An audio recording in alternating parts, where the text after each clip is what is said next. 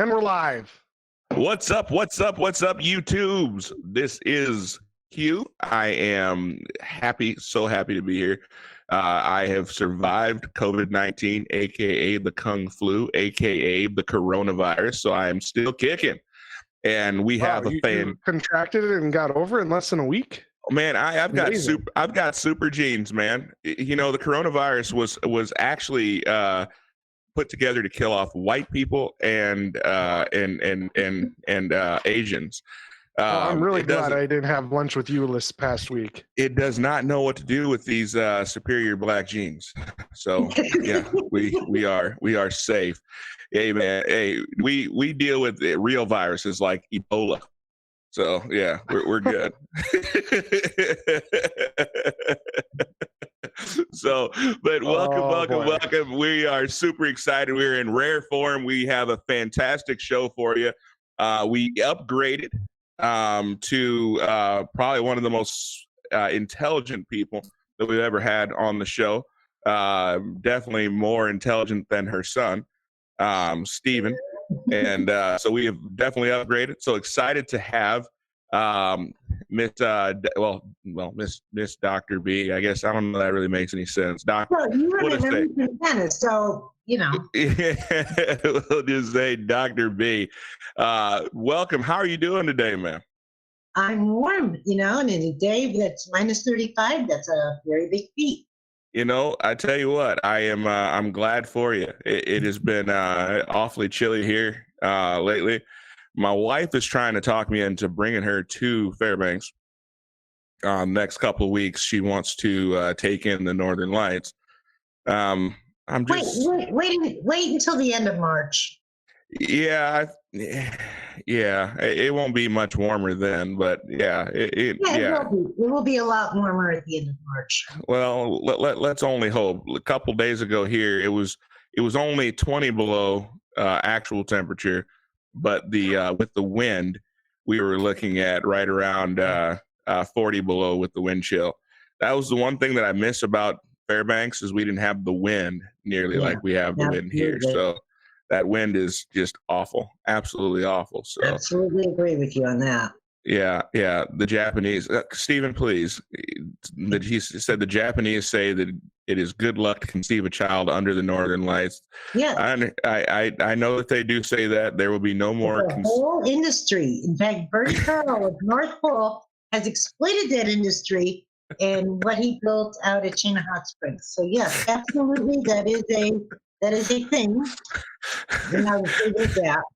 It was funny because I spent a great deal of time up in Barrow, Alaska, and so we not all that anymore. Well, yeah, I know it's unique. Yeah, sorry, yeah. It's fun to listen to people from Barrow who haven't lived here for a few years. Right. Going through the Barrow.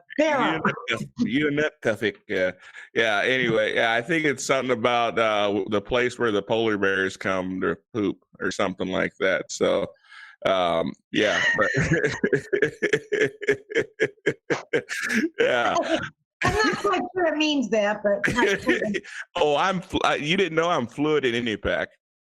Oh, are you? Oh, absolutely, 100% fluid in IndyPac. So, yeah. So if you need any IndyPac translated, okay. I'm your guy. I'm your guy. So, but yeah. So I was. I don't want to keep you too late, being that you're gracious enough to come on the show and visit with us, but. We were visiting a little bit off air a little bit earlier, and we got to visiting and talking about this COVID-19, aka Kung Flu, aka the coronavirus. And it is a thing. Well, I find myself typically being, I've been trained to be this way, I suppose. I find myself being very skeptical. Okay, over what I see on the mainstream media, understanding that the best lies are wrapped in a skin of truth, right? And so I do understand that while sure that some of these things are that it's a real thing, it's a real virus. The latest statistics I'm hearing is a 2% mortality rate. I don't believe that. I don't believe that you would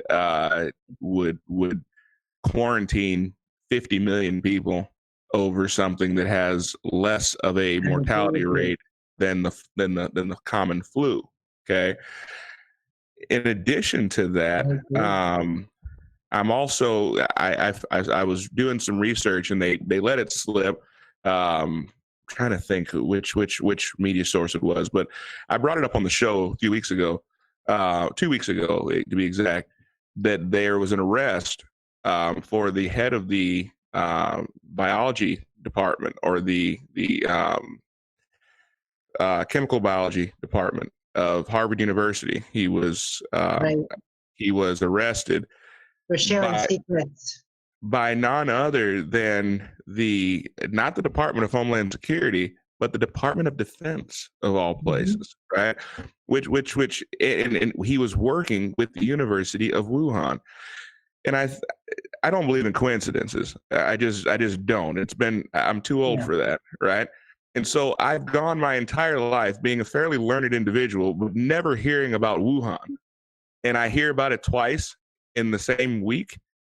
And actually, Wuhan was the epicenter also of the SARS virus. And if you look at the actual virus that's causing the COVID disease, the coronavirus 19 disease, the virus is actually called SARS-CoV-19.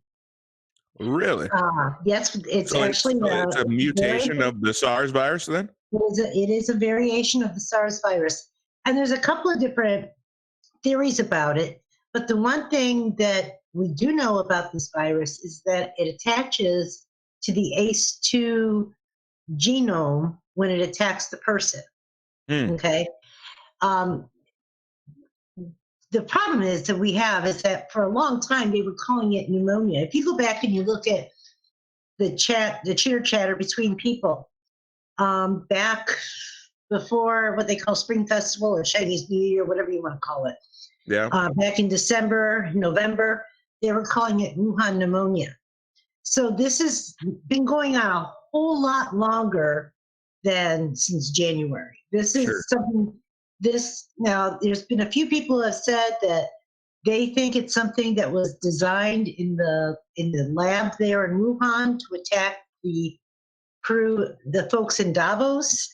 But if it was designed for that, they picked a really bad virus actually to do that with, because COVID-19 attaches to ACE2 inhibitors, or the ACE2 part of the virus of your immune system, in your respiratory system.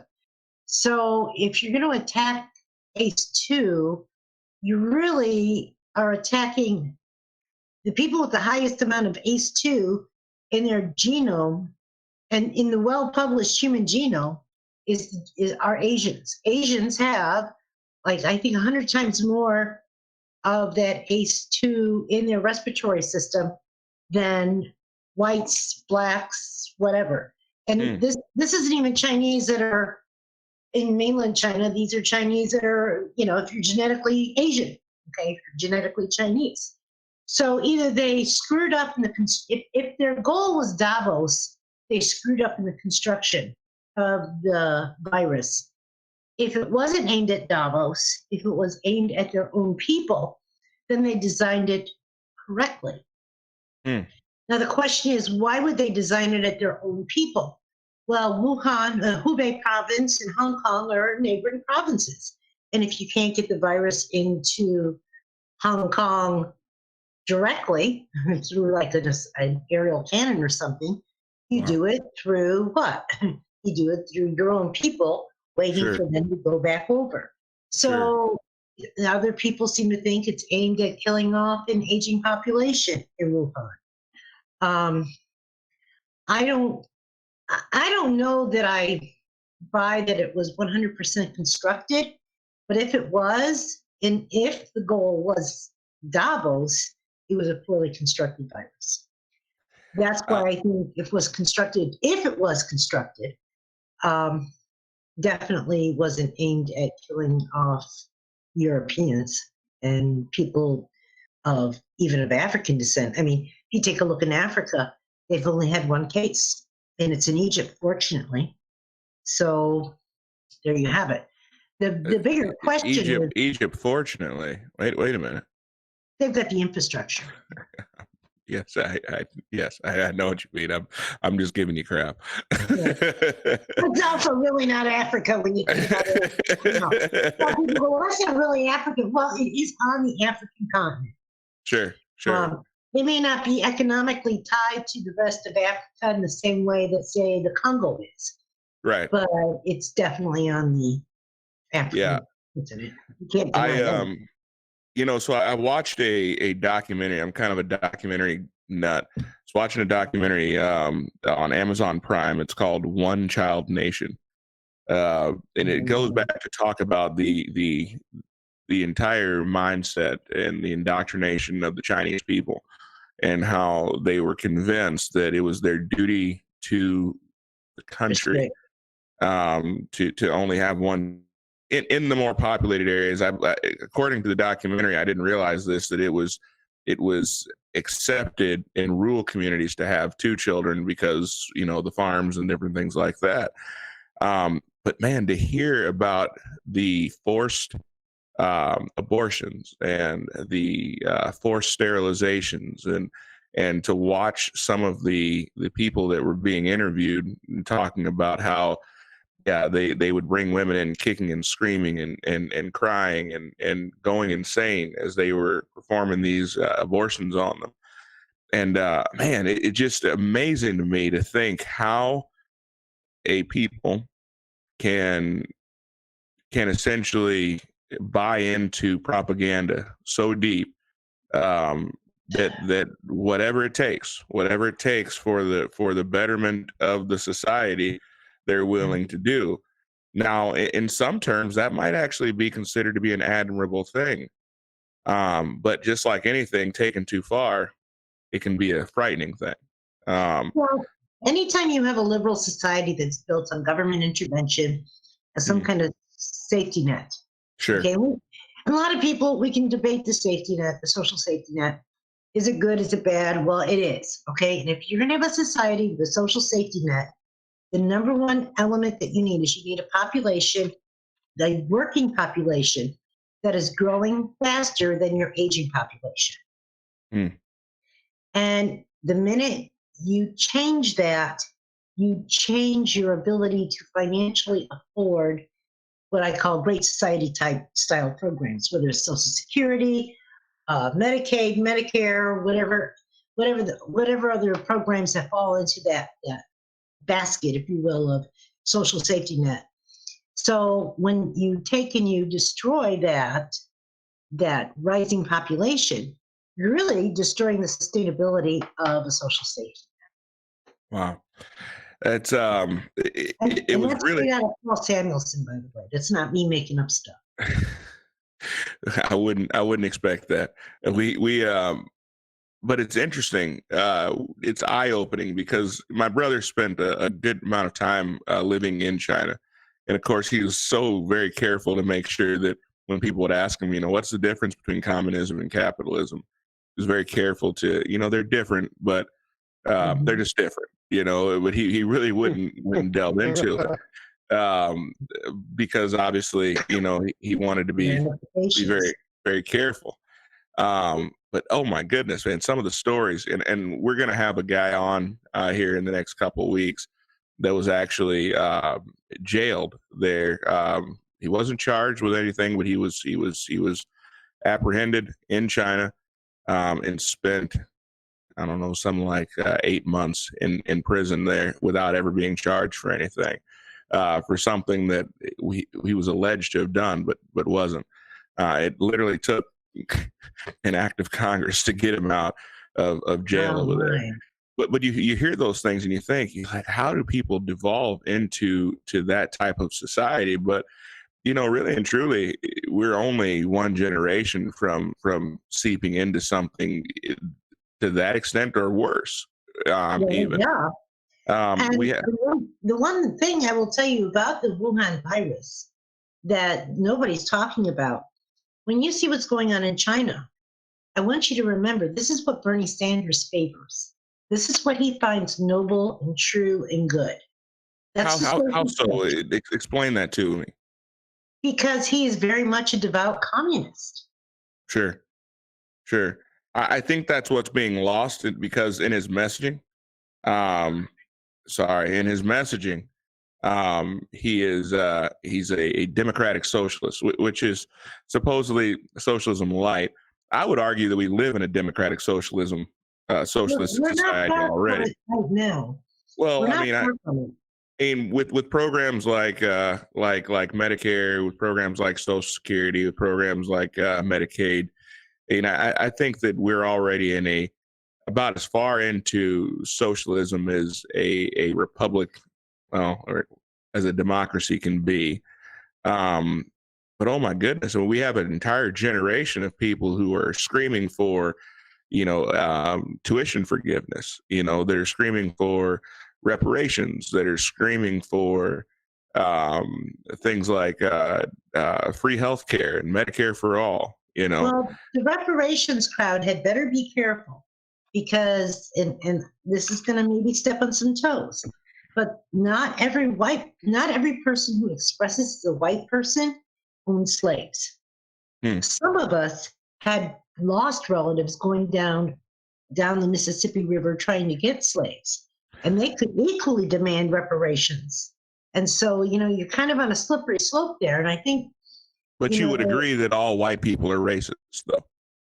I don't, actually. In fact, really? The racist I've met have not been white people. Speaking of Chinese, you ever sit in a room of people from Asia? Oh my goodness, to hear the Chinese talk about the Vietnamese, oh Lord. I can remember, I'm sitting there going, y'all look the same to me. And, oh no, we don't. Blah, blah. Oh my goodness gracious. No. I don't. I think probably white people are actually more self-conscious of it than any other race. I mean, really. Yeah. I think. It's interesting. Okay. Quentin, you ever been in a room of Black people, and some are like really dark and some of them are really light, and listen to the dynamic that kind of goes on there a little bit? I mean, even among Blacks in America, there is a culture of skin color amongst themselves. And you even hear this, and actually, if you're ever in a room of all white people, you'll see, you kind of get what I call this tribalism. Is like, well, our Italian's really white. No, the general rule is fatty catties are more. Yeah, something like that. As a Sandy Beige 42 man myself, not black, mind you. Don't let the skin color fool you. I am Sandy Beige 42. I will agree that there is a lot of for people who are lighter skin. It's funny because we'll always joke about the fact that if you are black, if you are half black, as far as most of the world is considered, you're black. If you are half black, when it comes to black, you're only half black, right?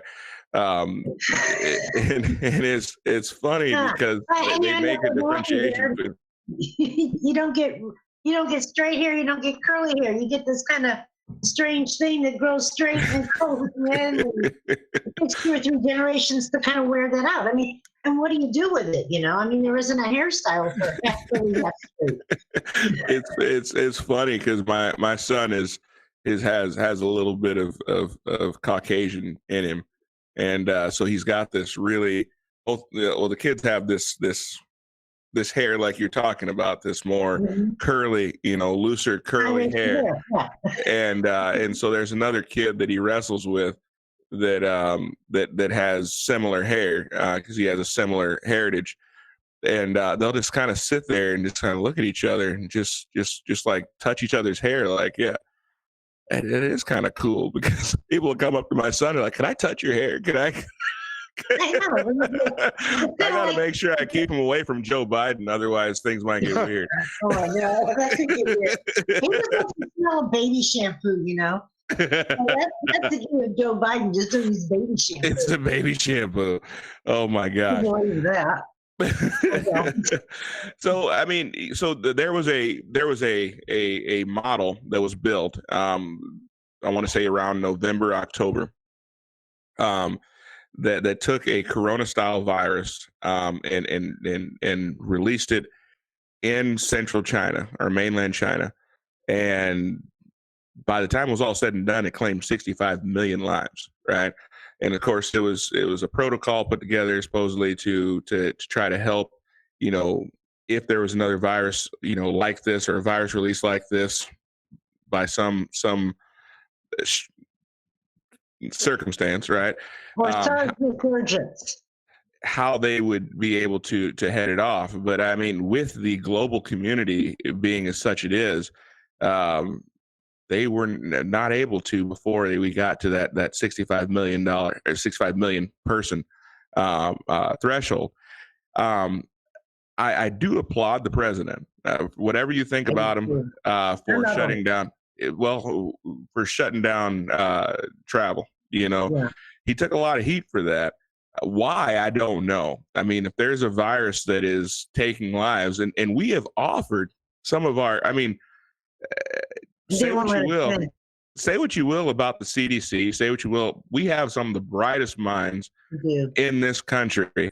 And why would you not want those people in China helping with, I mean, if you truly care about your people, because I'll tell you this, if that was here, right, and we had an outbreak of some type of plague here, I'll be very honest with you. I would expect the president to bring in people from anywhere that could offer some type of help. I mean, because at the end of the day, many hands make light work, right? So that does seem very strange to me that you would turn down some of the best and brightest minds and say, you know what, no, you guys aren't welcome in our country right now as we deal with this. They're going through and they're welding shut doors of different buildings in Wuhan. I mean, there's lots of videos that have been shown on it. And it's very just, if those are accurate, and I can't imagine they're not. I mean, it's kind of hard to depict a welding torch as anything other than a welding torch. Right. It's not a hair dryer. Okay. Right. And the metal just door. really poor hair dryer. Yeah. Well, I don't know. Dry your hair. Yeah. You know? But anyway, the point though is that it's going to be a very, you know, you got that kind of thing going on. You kind of sit back and wonder, this is a society that presumably is for the greater good. And if for the greater good, they can start welding shut apartment buildings that are filled with people. Yeah. Yeah. What greater good is that? You know, is that the sort of society? I mean, like, our society isn't perfect, but I don't think we don't even do that to animals in our nation. Right. And people are being treated in many respects no better than animals. Sure. By their own government. It's very heartbreaking. It is. And I think the other thing is, I think there's been actually, and this is the other part that's kind of sad, you know, in this country, there's at least open discussion about different things. And so we know the coronavirus attacks ACE2. We know that gamma delta T cells are on the front line of fighting the virus. And so we know that there are ways that you can upregulate your gamma delta T cells, because that's what fights viral infections in your lungs. Well, the single most important way to do that, you can cut your carbs or you can fast. So, you know, in the old adage, you know, beat a cold, starve a fever kind of thing. Sure. You not starve, but you fast intermittently at least, and that upregulates your gamma delta T cells. Well, if you explain that to people, they can make the decision to fast or not. Right. But in China, they're not letting people make that decision. They're just locking them up and starving them without any kind of explanation. Sure. Now, I understand the rationale, I understand it, but I don't think it's right. Sure. I mean, I think it's better to teach people, look, this is what we're trying to do. We're trying to restrict your calories to upregulate your gamma delta T cells. Because, once you know that, then upregulates your ketones and then upregulates your gamma delta T cells. That helps spice the ACE2 antigen that this virus attaches itself to. Wow. Okay, very simple. Now, there's some other drugs you want to do to augment it, but if you are looking at, the milder cases, these are people who, by and large, practice some sort of fasting. Sure. And they're doing it in a forced way, because Sure. in a forced way, no, don't start the scan. I don't like it. His software wants to run a scan now. Sorry. Like all of a sudden this big menu pops up. Running scan. No. No, don't do that. Don't do that. Yeah. Anyway, So this is a very simple, easy thing for somebody to do. sure. And instead of like, okay, here's your bag of groceries for the day. Don't come out of your place or we'll shoot you. You don't have to go to that extreme. Sure. Your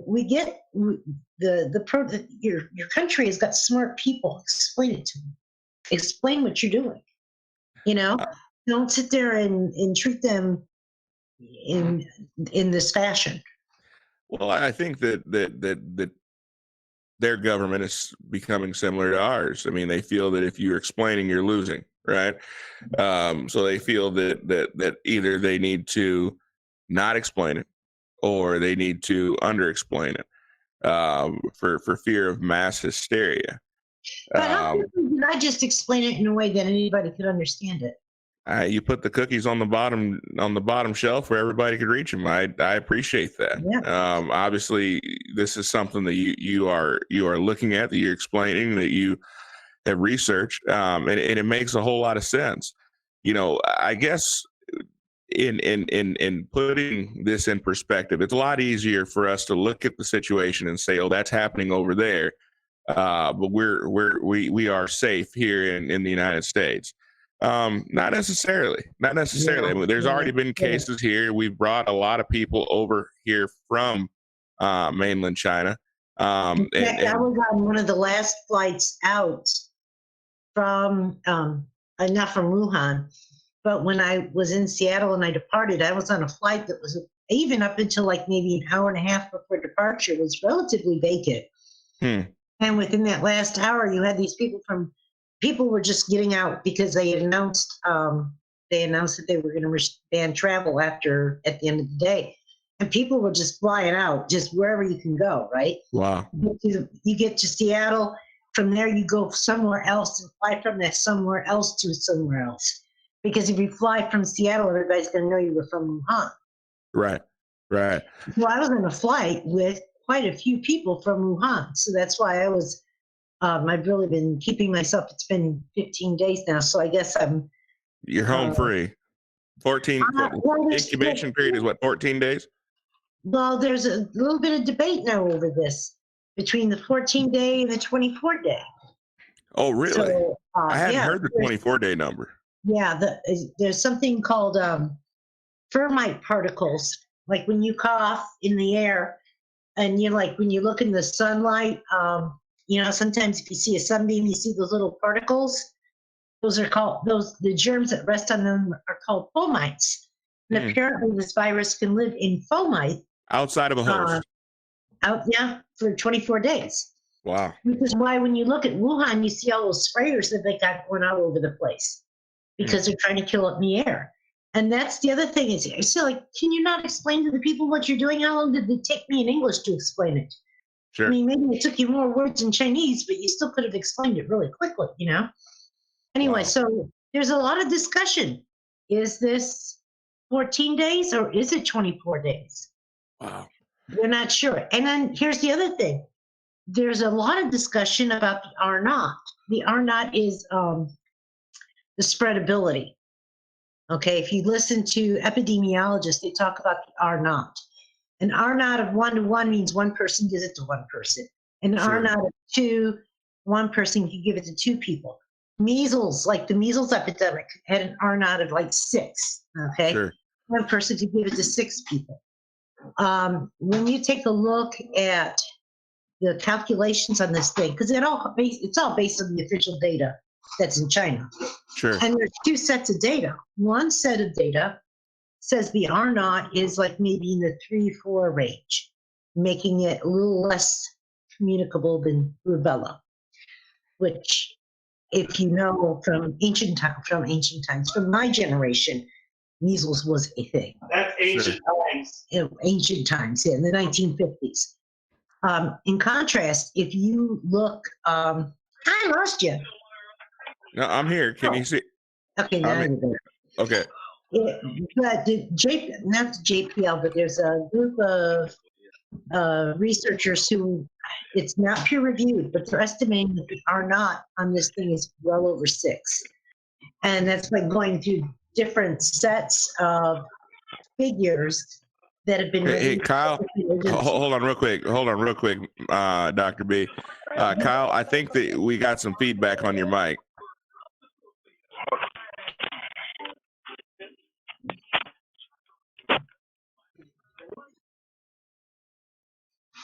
Okay.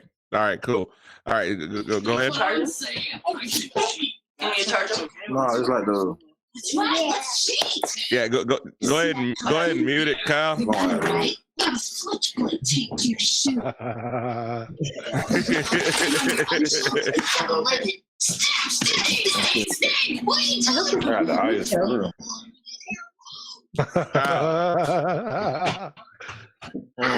sleepy. Kyle, I'm gonna need you to turn the hentai off, bro.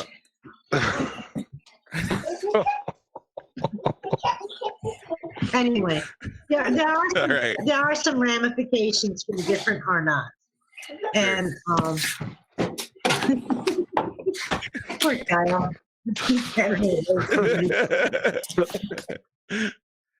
Yeah, I don't think you can hear me, but so fast forward. So let's bring it into the things that we can. Neo, move, go. Hey, Kyle. Neo, go. Kyle. Go. Kyle. Don't say anything incriminating, brother. Kyle.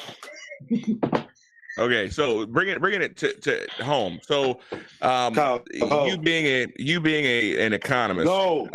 have you read the tax proposal? I haven't made my way through the whole thing. For Bernie Sanders, the tax proposal? Oh, for Bernie? For Bernie. It's not worth my time to read. And I'm going to tell you why it's not worth it. It is. It totally is. But go ahead. Tell me why it's not, and I'll tell you why it is. I'm going to tell you why. And Bill Mayer, of all people, I disagree with him on so many things. He made an excellent point. Okay. He'll never get it through his own party. He'll never get it through a Republican Congress, even if he's elected tomorrow. So it's not worth your time to invest a lot of energy into it at this point.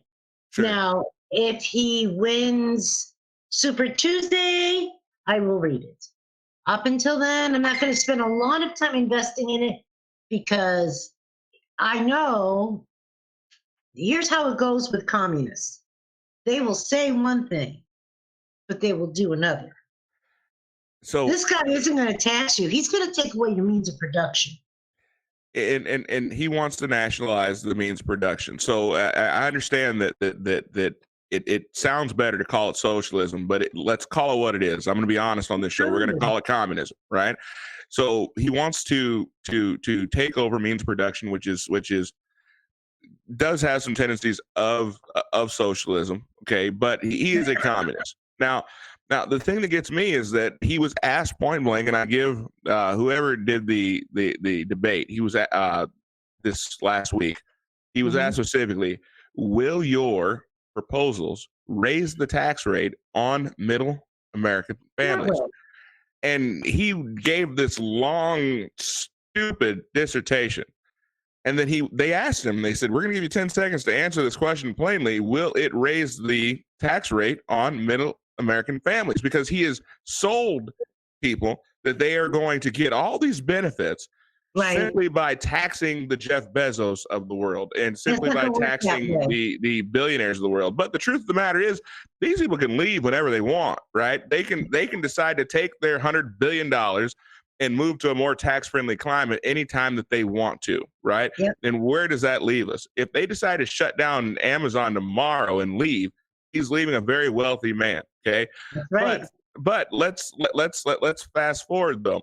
So he says, yes, it's going to, but this is the big but where they save money in number one, education, number two, No insurance premiums. no insurance premiums, no deductibles, they'll be ahead.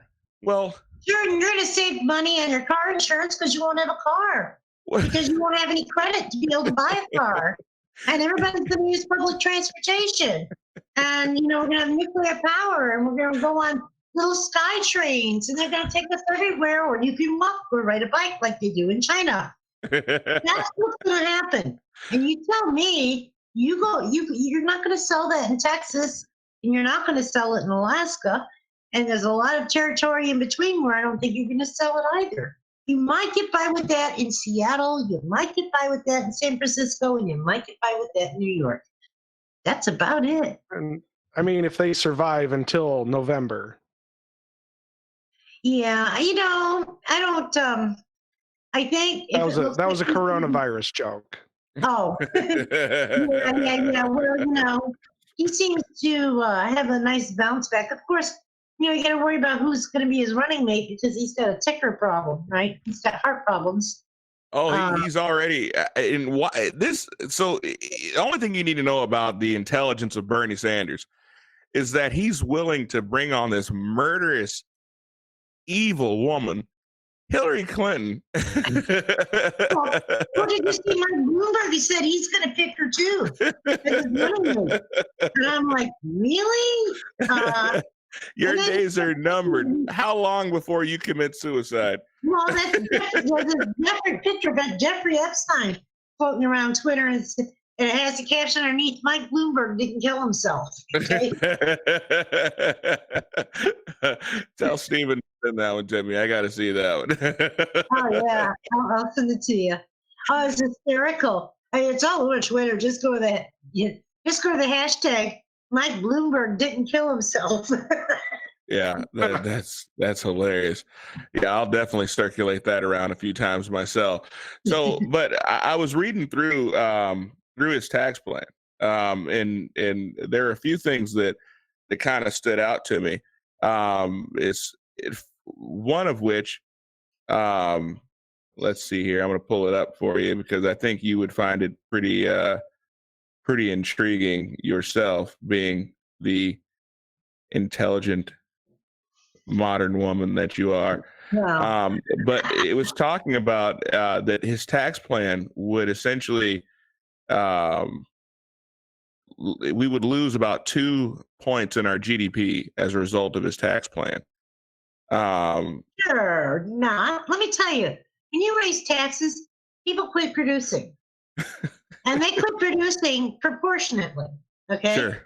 If we learned nothing else from Proposition 13 back in the 70s, it's that people will quit producing. People really are John Galts. Okay? So you can sit there and say, well, it's only going to cost us 2% of GDP. No. And I'm going through this with the Alaska legislature, okay, because they want to impose an income tax here in the state. We've never had one.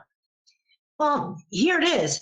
If I can go to a low tax or a no tax place, or I can go to a high tax place, all things equal, which am I going to pick?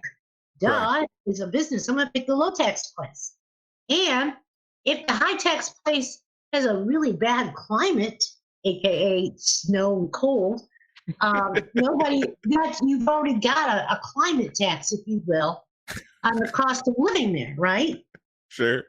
So let's see. You not only want me to go through minus 35 for several weeks out of the year, you also want me to pay 20% in income taxes. No, thank you. I'm out of here. I'm not even going to argue with you, And Sure. it's just, you impose that tax in the United States, Mexico is going to say, "Booyah, come on back across that border, and they build a fence so they can't come in. You know what I mean?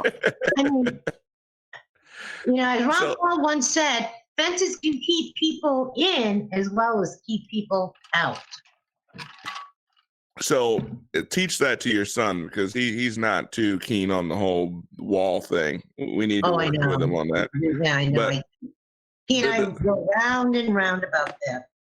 Law-abiding people don't have a problem with the fence. The people who have a problem with the fence are the people who are not abiding the law. Well, they seem to have a much louder voice. Are you saying your son is hopping the border fence with Mexico quite often? Trafficking drugs? I'm saying that he has been persuaded by the arguments of people who may have nefarious motives if they're not stated. Uh-oh. He's been bamboozled, is what she's saying. But I do not feel that people are taking Bernie Sanders seriously. What? I'm sorry, but what? People are bamboozled by people who don't want a wall, like Reagan. Okay, we're all right. No. All right, had to make it. No. I have a daughter who won't talk to me anymore because she didn't want the wall because she thought we needed more Mexicans to pick bananas. And I'm just like going, what state in the United States do they grow bananas? It's like, and a wall, they got an ocean, they don't need a wall. Are y'all growing bananas up in Alaska now? No. But I'm very much for the border wall. Not because I hate Mexicans, I'm just tired of seeing the human trafficking that's going on, and the drugs and the fentanyl and all the other junk that's going on. So, but I'll say this. So I've talked to a lot of my conservative friends, and they say, "Oh, Bernie, it's never gonna make it." I do believe that he will be, and unless the Democratic Party does something similar to what they did in 2016 to screw him out of the nomination, he will get the nomination for the Democratic Party. We'll see what happens in the Southern primaries. Well, no. Now, I'm going to speak as a Black Southerner, and I'm going to ask Kyle before I even speak. Kyle, I mean, let me ask you, if most of the people that I know, were to vote tomorrow, would or would they not be voting for Bernie Sanders? They're probably voting for Bernie. Wait, can you hear me? I can hear you now. All right, I don't know. Must be the internet connection. I'm blaming on CenturyLink. We being tired, one of the two. But no, seriously though, like I was actually talking with one of my friends. Hey, you're breaking up. You're breaking up really bad, man. Oh man! Oh my gosh! Wow. Okay. What about now? You hear me now? I hear you now. Oh, I was talking to one of my friends last night. He was actually talking about feeling the burn. Like he's like, that's the only viable candidate for the Dems at this point. Even they're suspicious of Bernie, not Bernie Sanders. You're breaking up. You're breaking up really again. Trusts Biden. Oh my gosh. I know. I feel his pain. You feel the burn?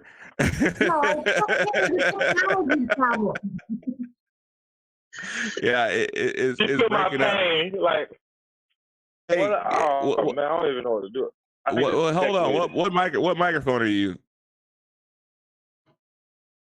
I'm using one from my headset. I mean, like my headphones.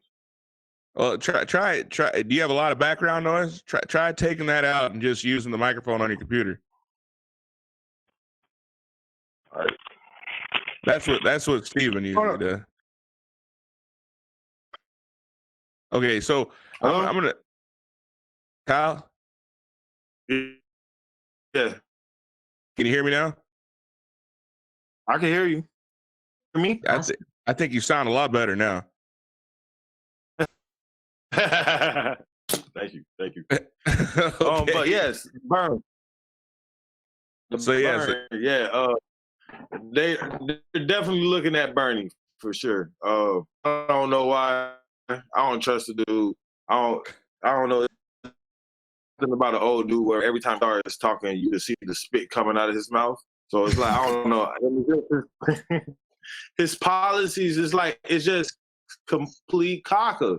Like him and Elizabeth Warren, how do you wipe out student loan debt? I don't think people understand how the economy works. Like that is money being accounted for right now. Those are jobs. Like you're really gonna like for all of the fun that people say they love Obama's legacy, you're gonna fuck the job market up when you try to wipe away all of that debt. A lot of people got jobs working in call centers right now in Florida, working on the student loan forgiveness program. So if you try to wipe out all of that debt, they talking about rolling back feminist rights and LGBTQ rights 20, 30 years with some of these policies. You're going to roll back the whole little student loan structure shit all the way back to where it was, and the economy's going to tank again. Like, people are going to lose jobs. You take away that debt. Yeah. Like, where's that money going to go? Like, we're now going to double our deficit if you take away student loan debt. Sure. Probably, easily. Easily. No, you're absolutely right. I'm going to play the devil's advocate, though. So please help us out, because one of the things, real quick, Dr. B, one of the things that I've been hearing a lot of people talk about is that Trump has grown the deficit through this, the tariffs, and also through the tax cuts that we've seen our national debt go up. Trump's argument to that, I was watching Bill Maher in his interview that he did with Steve Bannon. And he was talking about, well, by adding people, number one, to the rolls, number two, to the tax rolls, number two, by growing the economy, that was the only way that we were actually going to see ourselves pull out of this situation. Explain that to us. Explain how by adding jobs, by raising wages, how we can pull ourselves out of this deficit crisis that we find ourselves in. Because at some point, the bottom is going to drop out. I mean, you can only add debt for so long before it becomes a national emergency. It's pure Laffer curve mathematics. And I'll just tell you that right now. And I spent a lot of years of my life trying to debunk the Laffer hypothesis back when I was a liberal. I did my master's thesis on it, and one thing that happened is I was able to verify that there really is a Laffer. I thought you did that on beer. No, my master's thesis. not my PhD. And the Laffer curve is simply this. Sometimes you have to reduce rates to increase revenue. And by the way, it's the same thing with, it's almost all taxes are the same way. There's a certain point, if you go beyond that, the disincentive to work is greater than the incentive. If you keep the tax rate, there's a certain rate over which you go over that rate, you're not going to collect more revenue, and you can actually collect less revenue. Like, for example, okay, let's suppose that you have to face an 80% tax. Let's say you have a 50% tax rate on the first, I don't know, 1,000. Let's keep the math simple. And over $1,000, you pay an 80% tax.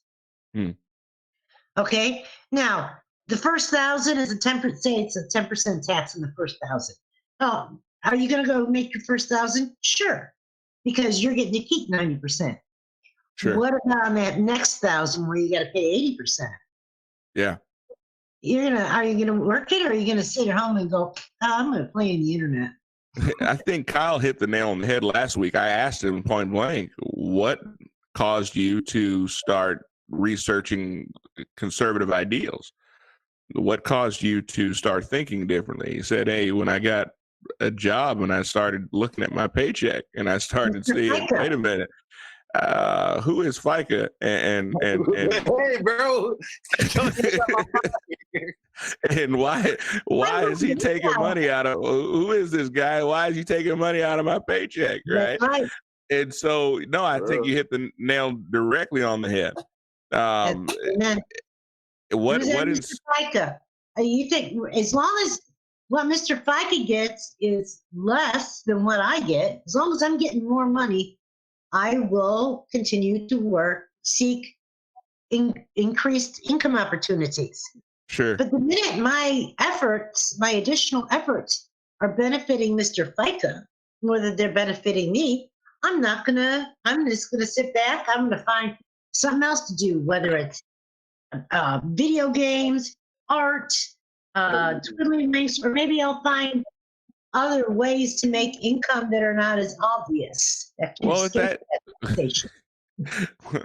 well, know? at the end of it, I'm going to if I'm going to work to keep 10 cents on every dollar, 20 cents on every dollar, I'm just going to enjoy and live my best life and enjoy my best life, especially if the government is talking about giving me free things anyway, right? Right. Before we get Oh, to Lord. before we get too far into it, though, I think we have a couple of super chats that we need to address. Where's Soder? Where you at, bro? Okay, I think he took off. All right, so we'll hold off on those super chats. Oh, Soder, sorry. Okay. I was explaining why I was gone. I have a child here who's telling me it's not bedtime, but it's very much bedtime. You tell her Wait, Uncle. what? You tell her Uncle Q said it's bedtime. I don't know where your candy is. I thought you ate it. Mhm. I know it's not in your mouth. It's probably in your poo by now. Yeah. All right. All right. We do the super chat. This is a family show. We literally that's have why I our said family poo. on it. All right. Mr. Stephen Powell for $1.99. Trump says deficits don't matter. Stutter. That is not what he said. That is fake news, Stephen Powell. I love you, man, but that's not what he said. That's not what he said. No. That is definitely Is he gonna pop in now, I wonder? Probably not, because I have to know his computer's been hijacked. And so explain to the chat real quick, what are deficits? What does that mean? What is the difference between a deficit and our debt? Well, the debt is what past deficits. It's, I guess Obama used to say that it was what George Bush racked up. I guess now we can say it's what Bush and what Obama racked up. It's past budget deficits. Okay. Now, if you're getting into debt to build roads, that's one thing. Okay. Because you have an asset that's going to have a payoff down the road. But if you're getting into debt so that people can have food, that's a very major problem. Or cell phone. The problem with the Obama debt, the debt left from Barack Obama and from George Bush, by the way, is they didn't go to things that have a short-term or long-term payoff in our infrastructure. They like, for example, if you look at Eisenhower, did he engage in debt? Yes. He built an interstate highway system that we are still benefiting from today. So there's still an economic payoff from that debt. But what Bush did is he financed a war, and what Obama did is he financed a war and financed a whole lot of food stamps. And that really didn't contribute to our infrastructure. Sure. And that's why we're not that, and that's a very different debt. Pardon? What was that, Kyle? I was like, it's just wasted money. It's like once it goes in the belly, it's gone. It has no true benefit at the end of the day. It's certainly not building your infrastructure, right? So to say that the debt is not a problem, you kind of got to put it in context. And the reason why it is a problem right now is because we don't have any kind of long-run infrastructure to show for it. Now, that is very different from a deficit that comes from your current, your current imbalance between your outgo and your income. And what Trump has been trying to do is invest in what I would consider to be hardcore technological and infrastructure type things that will have kind of a payoff down the road. And so I think I know everybody will say, well, you're conflating the math. No, it depends on why do you have that debt. This is like if you look at a household, and say they got credit card debt because, I don't know, they made an addition to their house that has an increase in their home value. That's very different from you have a debt, credit card debt, because you went out and bought a bunch of clothes that your kids outgrew and groceries that you long ago ate. Right. Yet there's a difference there. Sure. Not all debt is created equal. Right. So, and I think that's one thing that Trump really does understand. Now, is the deficit a problem? Yeah, we're going to have to address it. Right now, it is still less than 20% of GDP, so we're not in the best position.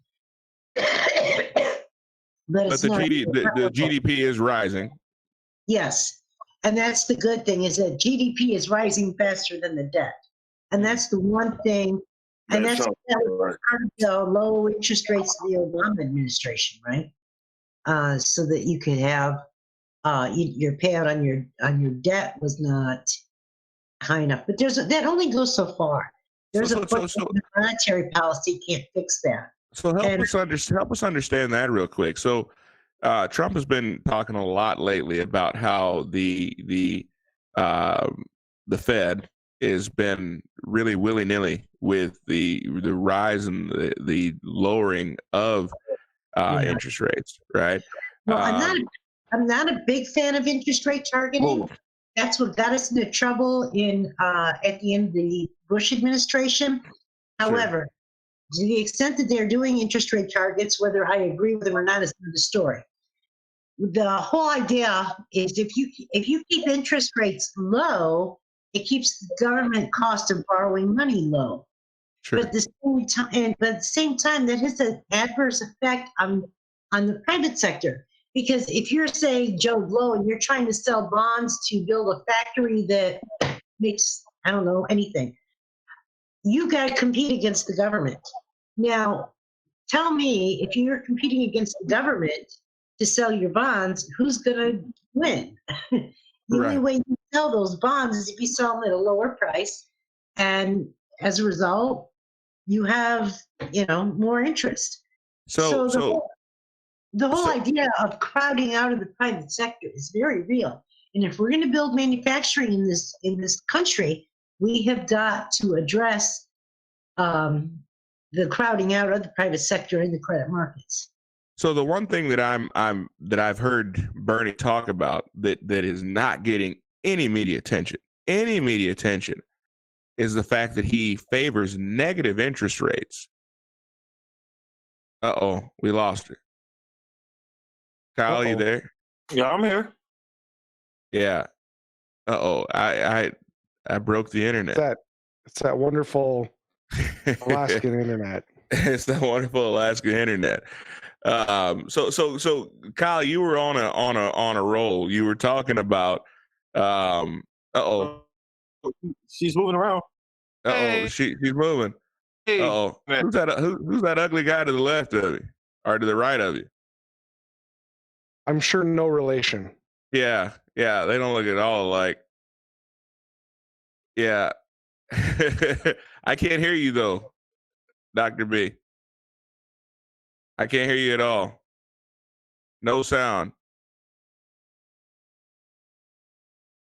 Okay, so real quick though, Kyle. Yes. So what do you feel that Bernie's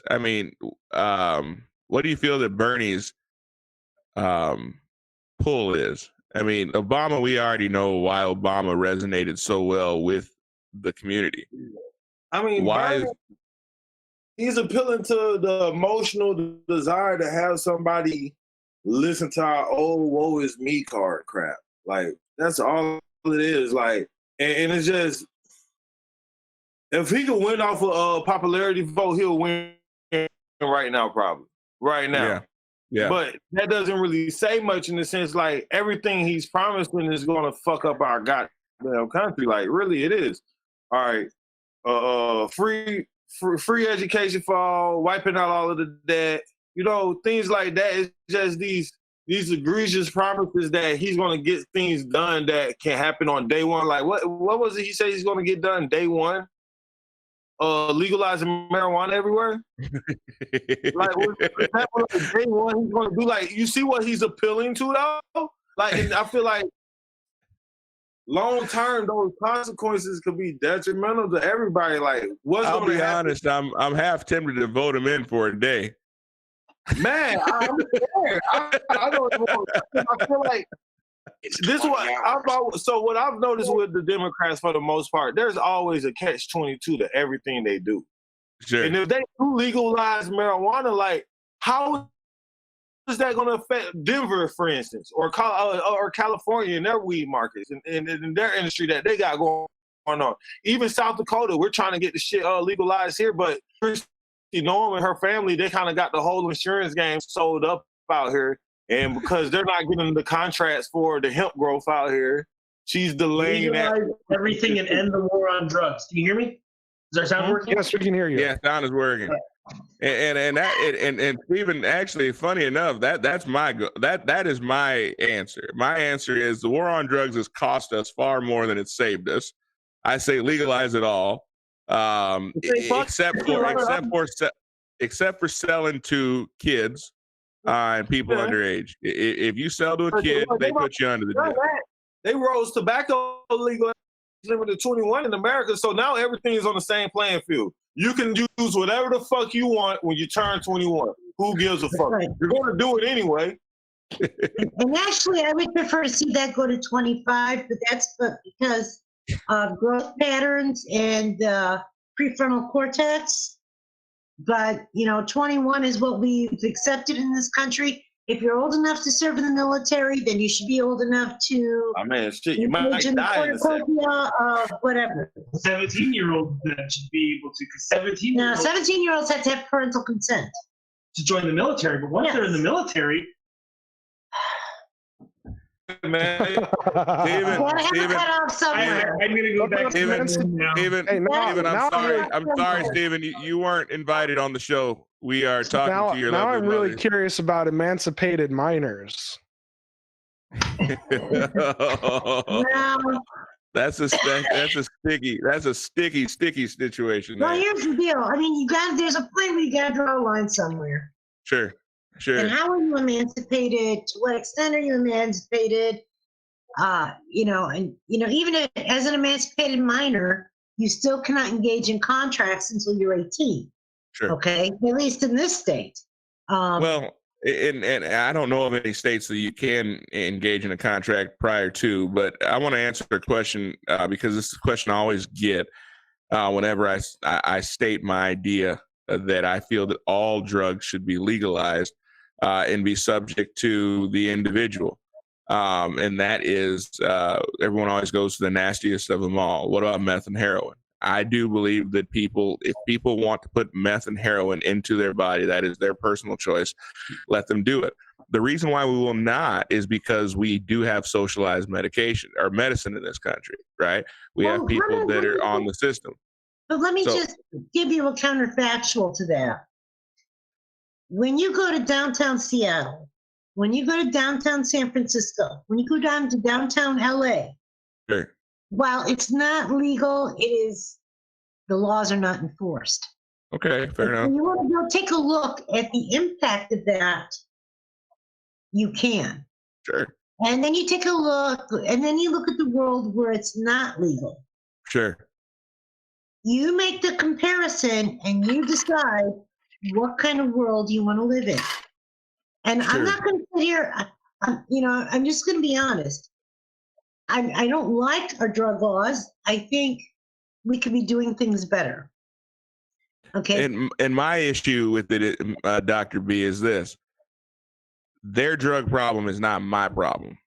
And I know that sounds really heartless. At first you say that, but you go downtown and you ask the business owners if that local guy doing drugs, his problem has become their problem. Have you ever looked at the San Francisco poop map? But loitering is against the law, though, right? So I mean, these people that are it. Well, then enforce loitering, and that's fine, right? Well, I understand that. What's the bigger criminal thing? Shooting up heroin or loitering? Well, I feel that loitering should be enforced, and I believe that drug use should be legalized. That's my thought on it. I mean, we've already gone through this social project or this experiment, this social experiment with the Great Prohibition, right?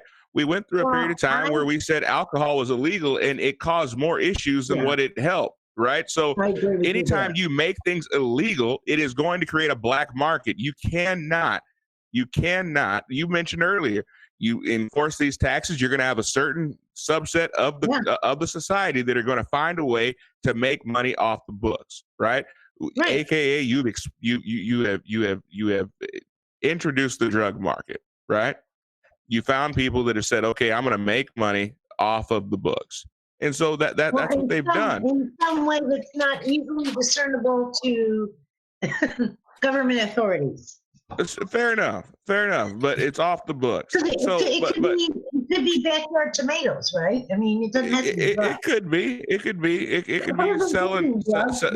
It could be selling. Selling farm fresh eggs, right? But I want to. One of the things that, and we lost Kyle here for a second, but one of the things that I asked you right before you left, the question I asked you is it's not getting any traction. Bernie Sanders has talked about how he favors negative interest rates. Now, please explain to our listeners and our viewers, what are negative interest rates, number one? Number two, how does that affect the overall health of the economy? Negative interest rates is when you let prices rise faster than the rate of interest. So what does that mean? That means that you put away, say you tuck away $5 in a bank, let's say $100 in a bank account. At 5% interest, you're going to earn a nickel, right? Sure. What if you put $100 in the account and when you withdraw it, it's 95 cents? That's negative interest rates. So I'm not in favor of that. Inflation. So it's hyperinflation. Well, essentially that's what he's talking about doing, is printing the money, rolling the presses. He's not saying it that way, but that's the only way you're going to get negative interest rates. The value of future savings less than the value of spending it today. In order to teach my kids a couple of lessons, I decided that are you still there? Yes. Okay. In order to teach my kids a lesson about inflation, I decided to purchase some $100 trillion bills, Zimbabwe dollars. And I explained to them $100 trillion in any economy should be enough to go and buy a home. But when it was all said and done, $100 trillion wasn't even enough to buy a loaf of bread, right? No, in the final days of the Weimar Republic, this is how Hitler came to power. People were getting wheelbarrows of money and burning it because it was cheaper than the log. Wow. That's how Hitler got to power. Wow. Yeah. That's what people aren't understanding. And somebody says they're talking about negative interest rates, they're talking about running the printing presses, essentially, or they're talking about hyperinflation. Sure. He's saying this is a good thing. It's like, really? Have you been to a Latin American country during these high inflationary periods? Sure. People were, like, whatever it took to get the hell out. And people were willing to risk life and limb in order to do it, for sure. So Kyle, what are you hearing? I mean, I've said on this show, I've said in several occasions that the two front runners right now, people are not going to vote for Pete Buttigieg. They're not going to do it, especially if you need the Southern black voters to vote for Pete Buttigieg. They're not going to come out and vote for a gay candidate. It's just not going to happen. Whatever I might feel as a small libertarian about gays and their rights to exist and their rights to be gay, that is 100% their right to do so. But what I know about my grandmother and my aunts and my uncles, when they are going to go into the voting booth to vote, they're not going to vote for a gay president. This won't happen. And hate me if you want. Hey, I'm not going to vote for him just because I don't like his policies. But for those people who are not up on his policies, that what he says sounds great. He's pandering fantastically. I mean, he's making white people sound like absolute devil, and he's making himself sound like a woke white guy. He sounds really cool, but I think that from what I'm hearing, Bernie is the guy. Bernie is the guy that's going to get voted in. I still want to understand from your perspective, why? Why is that?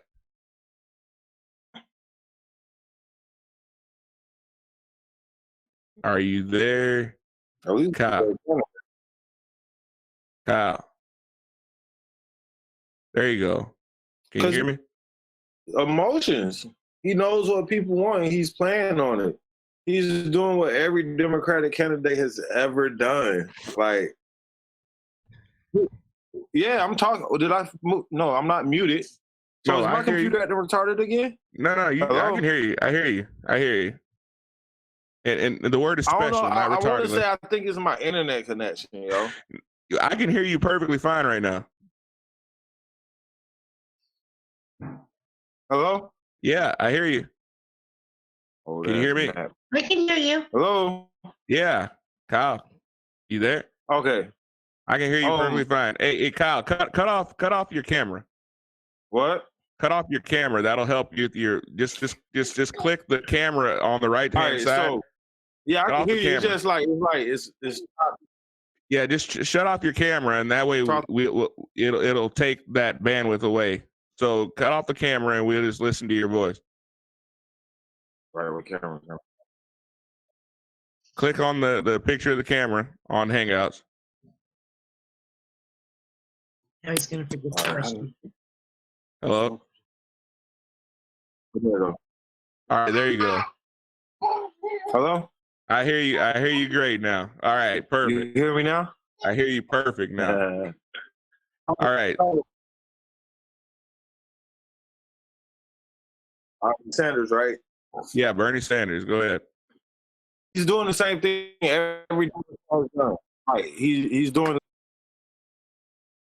Obama did when he said change and all of this bull crap, and nothing really ever changed. At this point, you would think certain demographic communities would recognize what's going on at this time. Like, you know, it's just convenient. Like, when you look at these candidates, like, in most Democrats' heart of hearts, they know nobody's really got a chance to beat the guy. When you really look at the numbers, To beat who? you could lie to yourself. To beat Trump. Okay, Like, so I know you don't think the Democrats can beat a him? lot of people think it's far fetched. A lot of people thought it was far fetched. Nope. Especially after this fiasco with the impeachment shit, like it's all emotional. They literally use the media the same way the government used it back during the time of reefer madness type crap.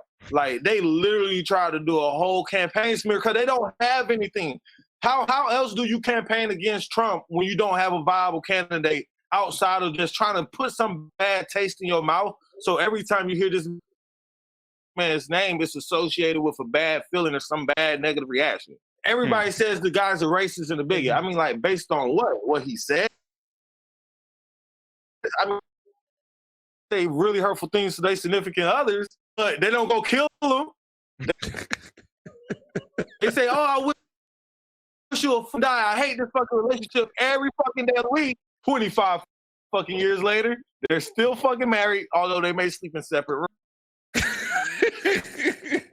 You say certain things doesn't necessarily mean, you know, that's actually how you feel, you know. I mean, and granted, no, it does mean that's how you feel, but feelings are fleeting. Yes. Yeah. And they're not there in the next moment. Only can go off for what somebody does. And when you look at what Trump trying to do, even like what she said, to establish something that's going to be sustainable when he's like Obamacare, to protect his legacy through that, or You're breaking up for a minute there. You said like Obamacare. Go ahead. So I mean, like Obamacare. What else? What else? I mean, DACA.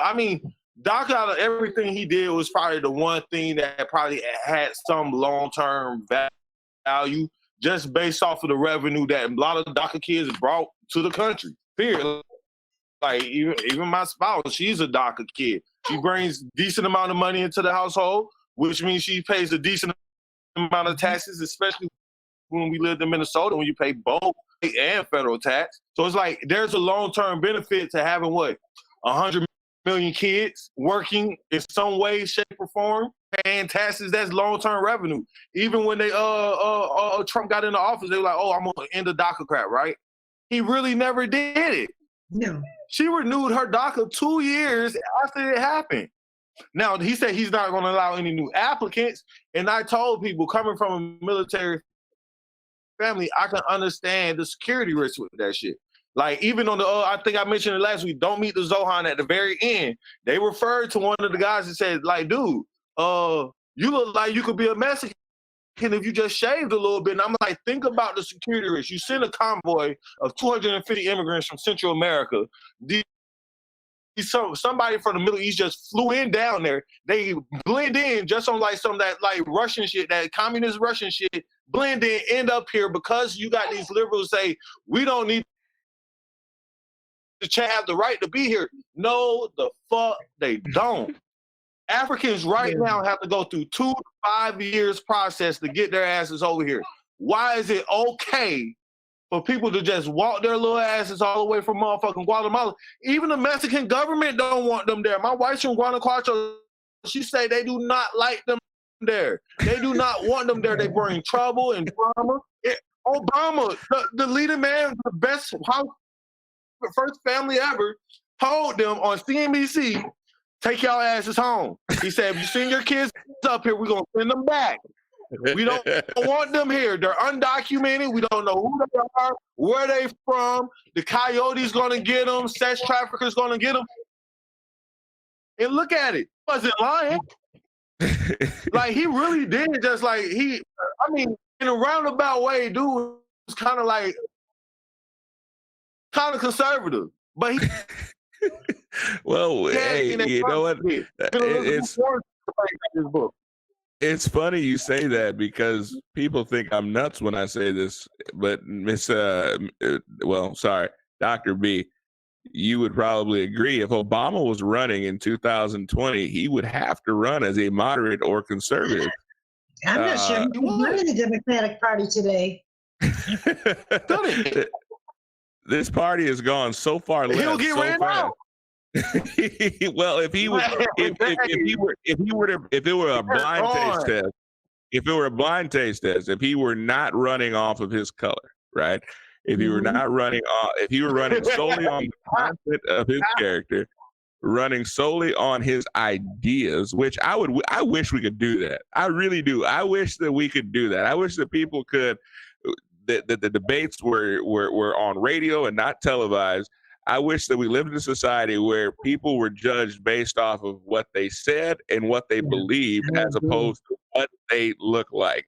That would change the scope of our electoral system today, right? Oh, yeah. But now the argument is okay, if we can't beat Trump, we need to go away from the Electoral College, which is the stupidest thing in the whole wide world to me. But Bill Maher brought it up. He says, well, you know, a senator in Wyoming represents 200,000 people, for example. A senator in South Dakota represents 400,000 people. A senator in California represents 200 million people. How is that fair? Well, at the end of the day, California, as far as I'm concerned, gets a whole lot more electoral votes than Wyoming does, than Alaska does, than New Mexico does, right? So, and if he didn't have it set up the way we have it set up, you would just have a lot of pillaging of what I call the flyover country. Sure. And it would be pillaging of it because there would be no mechanism for redress at all in our system of government. There would be no incentive for anybody to even look out or even care about Wyoming. And, you know, right now, Wyoming is open spaces, but maybe someday it won't be. Or maybe the preservation of those open spaces is good because it cleans the air as it goes between California and New York. Somebody's got to represent it. Right. But it's amazing to me. Hold on real quick. Soder, was there a super chat from Osmodeus? Soder, you're muted, man. We're having all types of boomer issues today. Soder.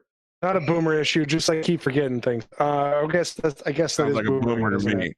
Yeah, it is. He might mean Streamlabs donation, which I forgot to open up the Streamlabs donation thing, so I feel really bad. Boomer. Should have seen it. Should have done it. Boomer.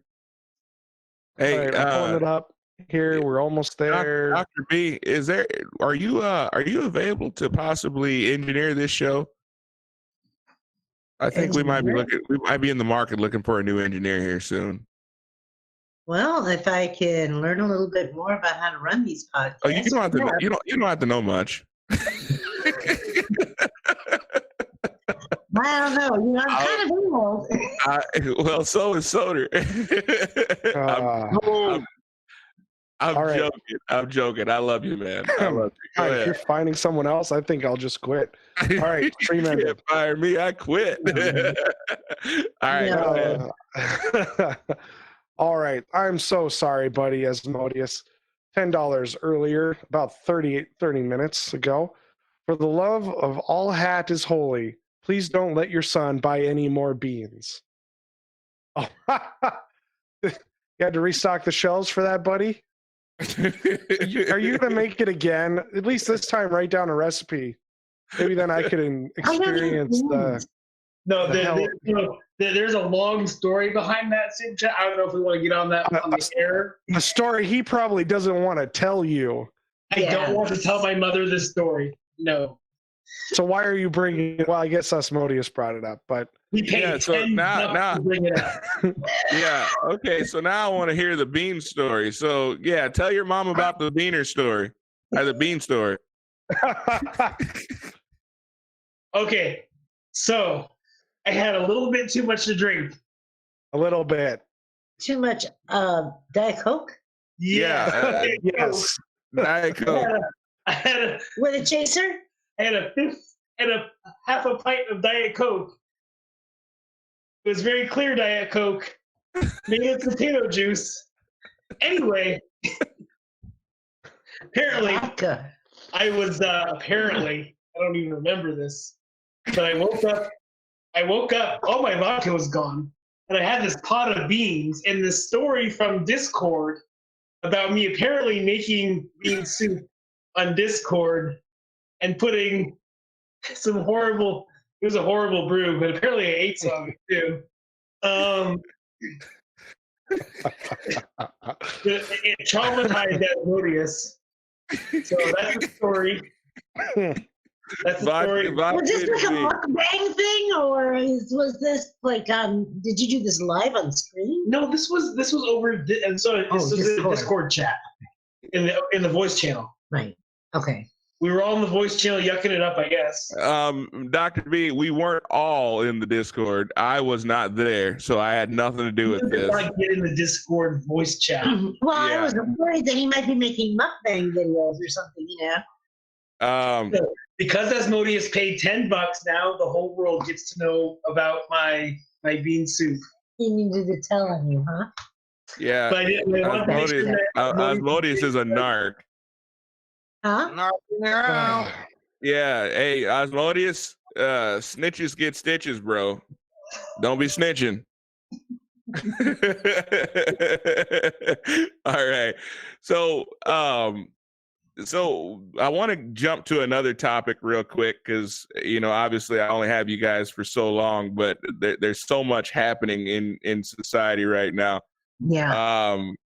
It's actually kind of fun. It's like a week in previous times, you know? Oh, exactly. That's the craziness about it. One of the things that I wanted to talk about was this whole deal with Jussie Smollett. So Yeah, right. Jussie Smollett. Jussie Smollett. Yeah, French actor. So we were at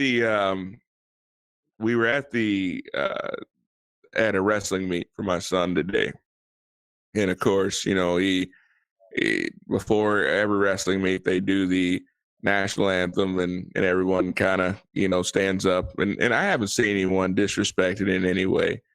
But I put Jussie Smollett and Colin Kaepernick in the same category, personally. I feel that they are the modern day Jesse Jacksons, right? The modern day Al Sharptons. Al They are. Sharpton is a better example. I think Jesse Jackson actually did some positive things. Al Sharpton, that was another man. But I think that they both benefited greatly from the alienization of black people, right? They could not allow black people to become Americans or to feel as though they were Americans, because as long as black people felt alienated, they still had a job.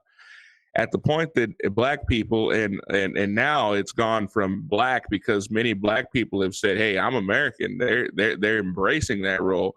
Now you see that it's no longer big enough to talk about black people. Now it's people of color, right? Yeah. So now they have adopted this broader term to essentially isolate anyone who has a little bit more melanin than normal in their skin. We're going to bring them all into the fold, right?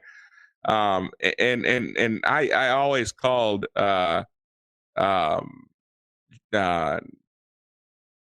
Al Sharpton a race pimp, right? Yeah. Anytime there was accurate. anytime there was an opportunity to pimp black people on some racial bullcrap, he was going to be there to make $1. But that was the only time. If there was a camera around, he would be there. Oh yeah. Well, I mean, we have Jussie Smollett there now.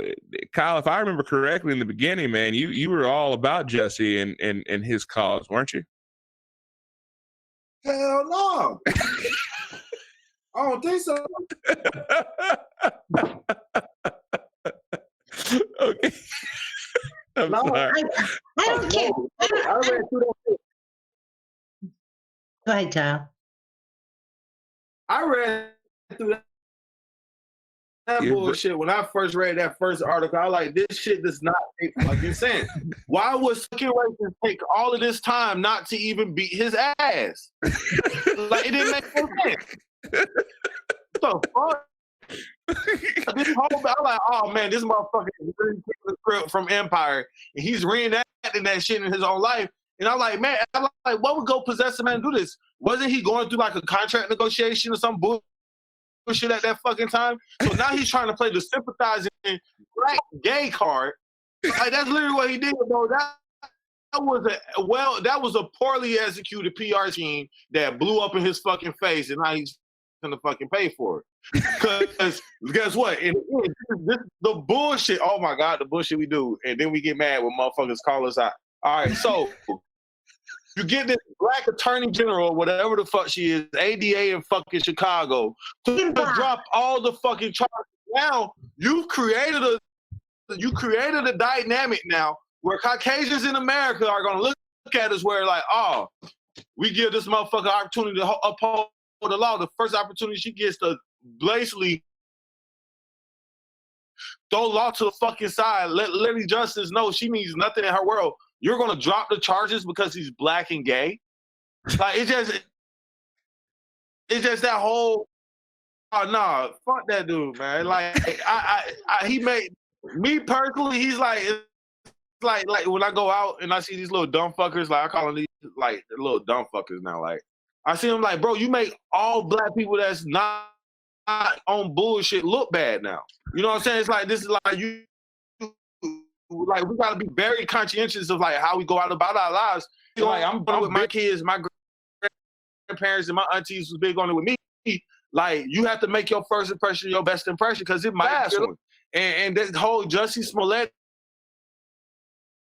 right, if you're a black man and you gay, now people are gonna have a stigma about you. Like it's kind of like, I don't know if you watched the episode of Greenleaf when they were hiring the music director or the minister of music or whatever. Sure. And he had a history of working at churches and trying to later sue them for sexual discrimination or whatever the fuck that is, that he would, you know what I'm saying, he would sue him for being gay in a church environment type thing. They're creating that dynamic. This is the same thing. I guess this ties well into what you said you want to talk tonight about anyway, the Me Too movement. I have an 8-year-old daughter.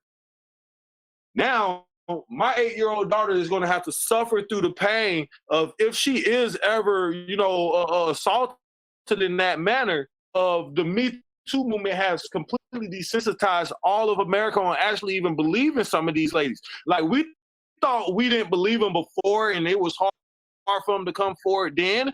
Now, bro,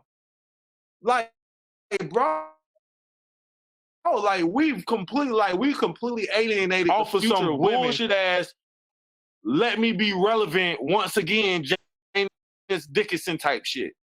So me personally, just like, bro, I hope he has a good time. Like, I hope that person that prosecutes him. Cause that's it's one of them PR things where they're gonna have to do it, just like Dallas does. Dallas up, they send the black thief out there to do the talk. You can't put no white guy out there after some bullshit goes down. Come on, it doesn't look well. What they call it, the optics. It doesn't look well for the optics right now in this situation. It's gonna happen. So myself, as a Sandy Beige 42 man, when I first heard the account, I looked at my wife and I said, "This is complete bullshit." Number one, I'm not nearly as wealthy as Jussie Smollett, but you're not gonna see me walking around at 10 below zero in Chicago at 2:00 in the morning for Subway. As much good food as there is, I won't go to Subway if it was across the street, let alone walking at 2:00 in the morning. I don't walk I go to Chicago Fairmount. I don't walk anywhere in Chicago, first and foremost. Secondly, definitely not when it's 10 degrees below zero. Okay. Well, the dude's got money and he doesn't use Uber Eats. Really? Right. I mean, so, but I mean, Chicago is like New York of the Midwest, right? I mean, he could have gotten anything he wanted. Giordano's Pizza, he got anything he wanted, but he went to Subway. Secondly, the next hole in the story was, what? Are you the gay MFer from Empire? You tell me a single racist white man that has ever spent more than 5 minutes watching Empire, so much so that they're going to recognize him coming out of a Subway carrying a noose and a bottle of bleach. Now, I'm from the South. I saw this noose that he created. That wasn't a Southern noose. That wasn't a legitimate noose. Everybody knows that a proper noose has 13 rungs. That was like 5 at best. That noose was not authentic, and we all knew it. Any of us that have ever been from the South knew that was not an authentic noose, first and foremost. Go ahead, Kyle. Right. I looked at my wife and I told her, I'm like, bro, that shit don't even look normal. Like, why are you so sorry? I'm like, what the fuck are they gonna hang with this? Like, man, it was just like, bro, I was like, bro, he literally took full of. He went to the prop room of MGM or Sony or whoever is responsible for that show, and he stole that news because you know good and damn well that was not a proper news. Thirdly, who walks around with a bottle of bleach and this is MAGA country? Now, I've been known to, when it's cold outside, I don't wear a jacket, right? I wear Under Armour. I don't like jackets. They feel too, I don't know, too constrictive, right? But best believe if I'm walking around, I'm going to wear a jacket, but I'm certainly going to wear a stocking cap. These dudes are walking around in MAGA hats. Now, look, I consider myself to be I'm a Trump supporter, right? I've been very clear about that. I don't agree with everything that he does, but I agree that he is the best president that I've ever had the privilege of voting for. So I'm very clear on that, and I don't apologize for that. But I don't even wear my MAGA hat around central Minnesota, which 90% of central Minnesota voted for Trump. I don't even wear it around here. Goodness knows I'm not about to wear a MAGA hat walking around in Chicago at 2:00 in the morning. And you hollering MAGA country? Really? I mean, to me, that was the more ludicrous part. But what you're missing is that, and you should remember this from having lived in Alaska. If you leave your bleach outside below 32 degrees, you don't have anything you can pour. And like, it's frozen solid. I mean, like, that's always a big problem with the laundromat. They poured some bleach slush on him, Kyle. Yeah, I was down in Alaska doing the full baloney. They looked at the temperature and they looked at the story. It was like, no. No. Just lies. And then he comes with some racist bullcrap talking about, oh, those twins are as dark as midnight. Hey,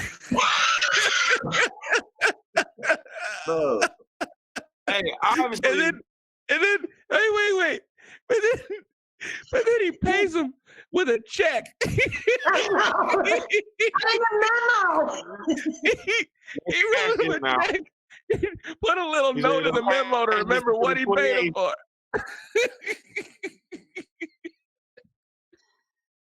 Oh my goodness. So yeah, I think most of us that were that were woke anyway. We were watching this whole story, but the liberal media, I was watching a montage of all of the liberal media coverage on it and talking about these types of things happen every day. You know, I'm so sick of this bull crap. I'm so sick of this argument. I'm from the South. I've dealt with true racism. Even in Alaska. I've met true racists. There are true racists, and I'm not going to sit here and I'm not going to try to convince you that racism is dead in America, because it's not. But as long as there are people, as long as people still exist, as long as people have a sin nature, there will always be racism in the world. Some years it has been black and white.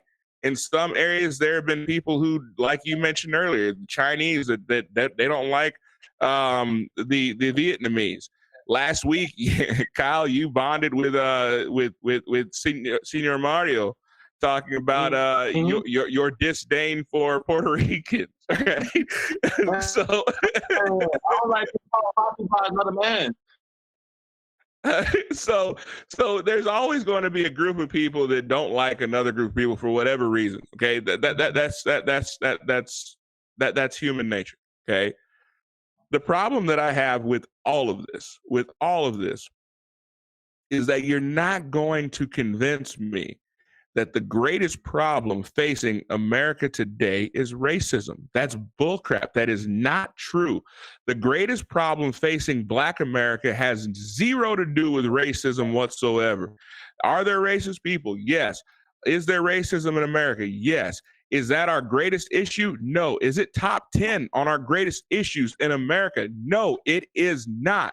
The greatest issue facing the American people, or the Black American people, is Black Americans.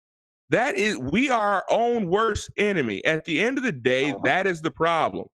Our greatest enemy is the Black American people and the fatherless rate in Black American homes.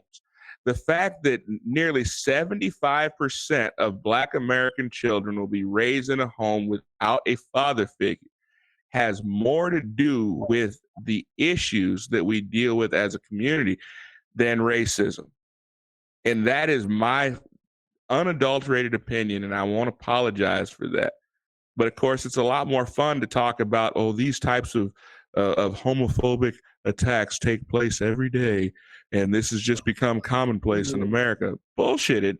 I'm sorry. I consider myself to be conservative. If I find that there is injustice going on because someone is gay or lesbian or bisexual or whatever other terms that they have, no one should be treated illy because they are human beings and humans have human rights and they should be treated as such.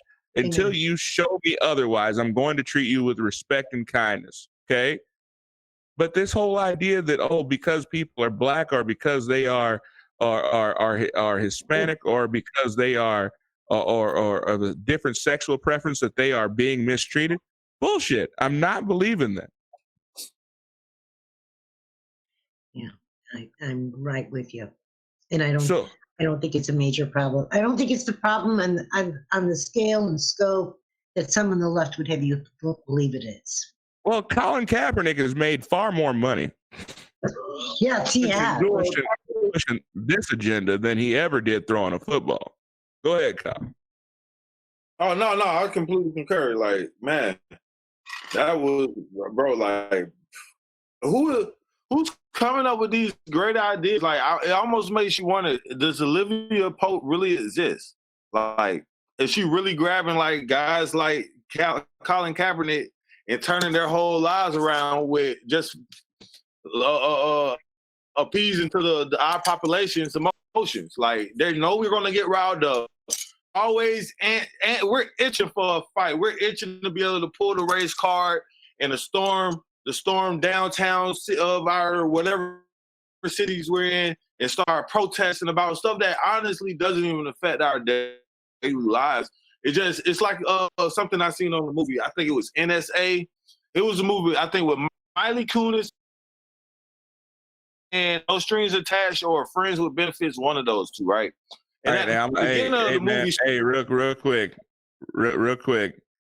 It's Mila Kunis. I'm gonna need you if you're gonna say her name, put some respect on it. Okay. All right.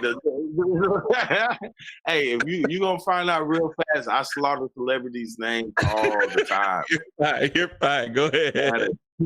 But the thing is, she said at the beginning of the movie she was headhunting Justin Timberlake for a marketing job, like in I think New York it was, pulling him from Cali, bringing him to New York, and she got him in the middle of the flash dance, and in the middle of it, he was like, why would people do this? Because everybody want to feel like they're a part of something. I said all that to say this: everybody want to feel like they're a part of something bigger than themselves. Like, especially like with the Jussie Smollett crap. Getting involved with that, the Black Lives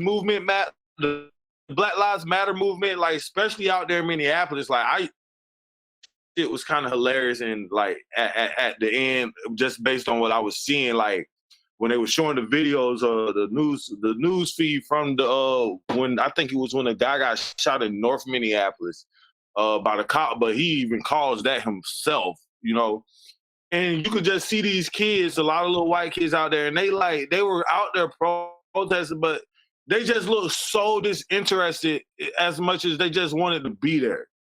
Like, not so much that they really gave a fuck. They didn't even probably know the guy's name, but they were just there. And it's like, for me personally, I feel like, they're just going to just say that. It's like the whole joke, like, I'm not a racist, I own a color TV type shit.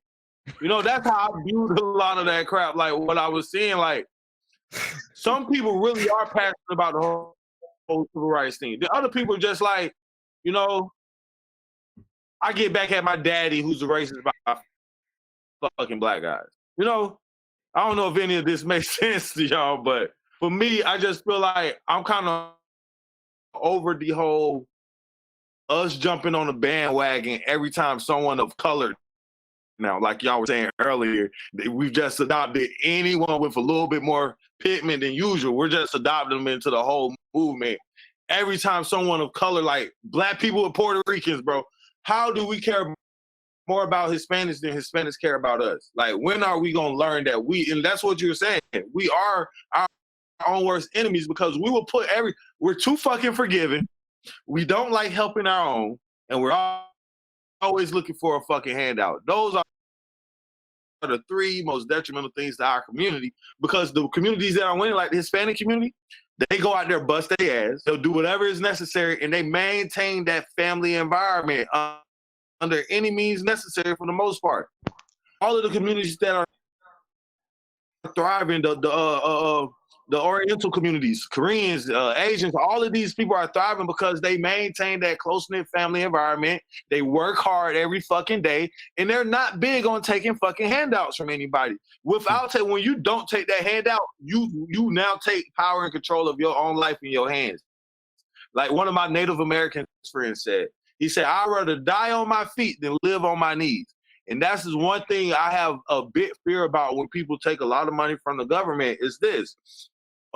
Did anybody see that movie that came out? I think it was like Red October or Red Dawn or some crap like that. Red Dawn Rising? It was a more recent one though. Not Red Dawn Rising where they like save the kids, the African kids. Yeah. Not that one. It's the one where I think it was the Korean government found a little rinky-dink town in Montana, came in there with an airstrike, and basically occupied a small town in the Midwest for a matter of weeks or whatever until they start fighting back and the U.S. government figure out a way to get involved with the situation. But essentially, it's like I've always had this, Red Dawn or something like that? Yeah, that's Red Dawn. All right, cool. So I have, after seeing that movie, a whole new perspective on taking government aid and shit came to my mind, especially when you start realizing that although we own the majority of our debt, China owns a large portion of it. We have these social security numbers that are basically like little fucking tags that you put in cows ready to be fucking slaughtered that you selling at the motherfucking auction. And you got to ask yourself at some point in time, would there ever be a case where government assistance is worked off to pay off the debt because we've allowed it to grow so much and so much of it went to programs that had no form or had nothing to back it up? It's like the dollar. We got all of these government programs, but nothing's backing it up anymore. It's not backed up by gold. It's not even backed up by, it's backed up by binary codes now. Then we got government assistance, and it's the same thing. It's not backed by anything but tax dollars, but what if we do hit this point in time where we have a second revolution and we like, fuck this shit, no taxation without representation again? Because right now we're paying taxes and a lot of people feel as though they're not being represented by any means on any side of the fucking fence. So Dr. B, I wish I had more of him. This is what 8 years of Obama has done to the black community. Like, we're done. We're done. I can remember hearing from friends in Harvey going, look, you have to come out. We don't have a tea party. We need a tea party. I said, yes, you do. They said, you need to come out. I said, no. The whole point is that you do it yourself. Well, what do I do? Well, start by having a meeting. Where do we have it? Where do you usually meet? Church. Well, okay. Church. Oh man, it's so interesting because I think that I was talking to a guy the other day, and he tells me, he says one of the greatest leaders of all time was Adolf Hitler. And it really took me back. I mean, I'm like, oh my God, how could you say something like that? It's weird, but he was in a weird way. He was. If you are talking about people who made people, if you're talking about someone who had the ability to make people act against their own self-interest and to act in a way that was servient to what it is that to fulfill your own personal goals, then I would have to say that yes, he was. Mao's right up there too. So is Lenin. So is Pol Pot. So is Attila the Hun. It was great knowing y'all. Sorry, I'm just reading. You want to talk about? their people loved them at the time of their revolutionary acts. Fidel Castro was very popular at the time he came to government. He wasn't popular with my husband's family. But on the flip side, everybody else thought he was the greatest thing since sliced bread. But what I'm saying is I've always been intrigued by leaders who are able to get people to vote and to walk against their own personal interests, right? To live out. And Black people and Hispanic people are by far some of the most, I would say, as a whole, Black people, the Black community and Hispanic community are a lot more conservative, socially conservative, especially than the white community. Yes. But how the Democrat Party has been able to get those people to vote against their own self-interest is absolutely beyond me. I cannot figure it out. We could say it's emotional. We could say it's a lot of things, but I think what they've done is they have mobilized their media assets, right? They have gotten the Beyoncés of the world. They've gotten the Jay-Z's of the world. They've gotten, even at one time, the Kanye West of the world to tell Black people that, hey, the Democrat Party is the one that cares about you. George Bush doesn't care about Black people, right? Right? That famous saying. And so what gets me is that we're seeing this tearing away at the fabric, right? It's not enough to be Black anymore. Now you have to be Black and gay. Now you have to be Black and non-binary. Now you have to be, non-binary and asexual. I mean, so there's so many different sub-characterizations that now they're starting to separate people so much, because that's what it takes to get reelected now, right? What was that, Kyle?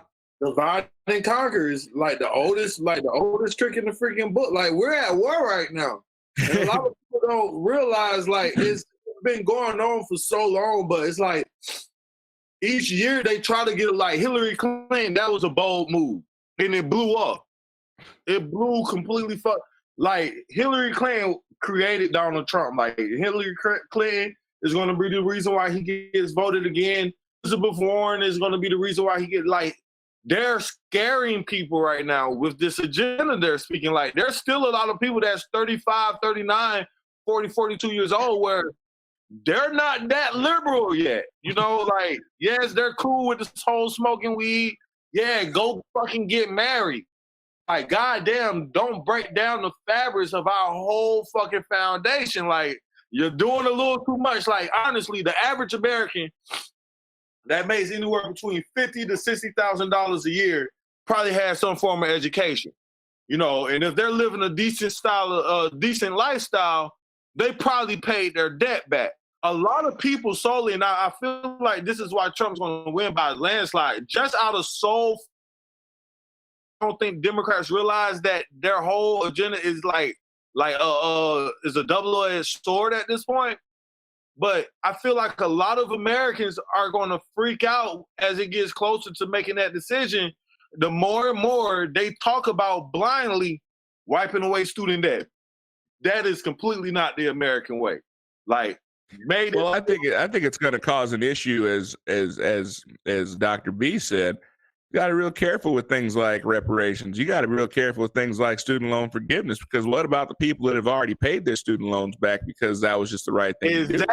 What about the guy who sends his last check in the day before that law is signed in? Is he going to want to get reparations for the $100,000, $200,000, $300,000 that he already paid? What about me? I didn't have any. Right. There you go. I mean, I think about people like my dad who worked 3-4 jobs while they're in college just so they could pay for college out of pocket, right? Yeah. So that's the problem. Not the problem, but that's one of the problems that I have. But we've only got you for a few more minutes, though. I want to ask you specifically, because one of the tools that I've seen of the far left has been this Me Too movement, right? That has been weaponized And I think it's so sad. It's so sad because I know a lot of women who have been victimized, and God forbid if it were my child. I can't even imagine the levels of hell that I would go through to bring vengeance upon somebody who hurt my child, right? Nah, with ass. Right? And by the way, It's like it's a fucking dog. Yeah. well, it's not always daughters. Huh? It's not always daughters. And it's not. We always think about it, but I think that there's a certain stigma of young men coming forward and things like that. Because I mean, there are young men that have been victimized by men and women, right? But this whole Me Too movement, when I first heard about it, I want to get into talking about that here real quick. But before we do, Soder, do you have another super chat from Osmodeus? Yeah, Osmodeus. We're on top of it this time. All right. For $10, 2 minutes ago. The key to winning the culture war is nuking Jane Fonda.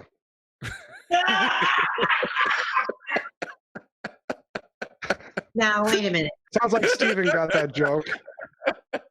You all are going to have to explain the context of that to Dr. B. Oh, dear. You don't need to. Wait a minute. Dr. B, hold on. The one thing that I know from your previous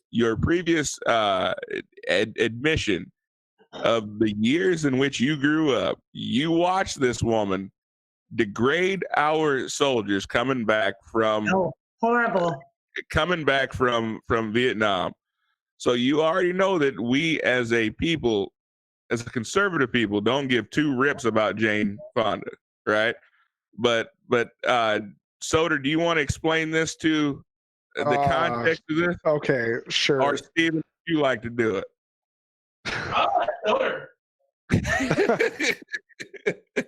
Okay, so in the Discord, we were reading I was reading a book. Steven, thankfully, for a night or two, read a couple chapters while I was busy with some work. But we read a book called Victoria, a novel of fourth generation war, done by a guy with the pseudonym Thomas Hobbes. I forget his real name, but apparently the guy never actually graduated from military college or served in the military. So in that light, the book is pretty funny because he tries to come across as a very accomplished military man. Mm-hmm. Or at least you read that into the character that's the main character of the book. Anyway, at one point in the story, the fall of the United States has happened and the South has risen again. But it's split into New South and Old South, with New South basically taking control of cities and large metropolitan areas, and the countryside being taken over by the Old South. So our protagonist, well, they didn't bring back slavery. It was mostly with the manners and the pageantry of the Old South, which is what he was praising in the book about the Old South. I'll never be hungry again. Yeah, that aspect of it. Yeah. Maybe. The Gone with the Wind, Scarlett O'Hara kind of feel.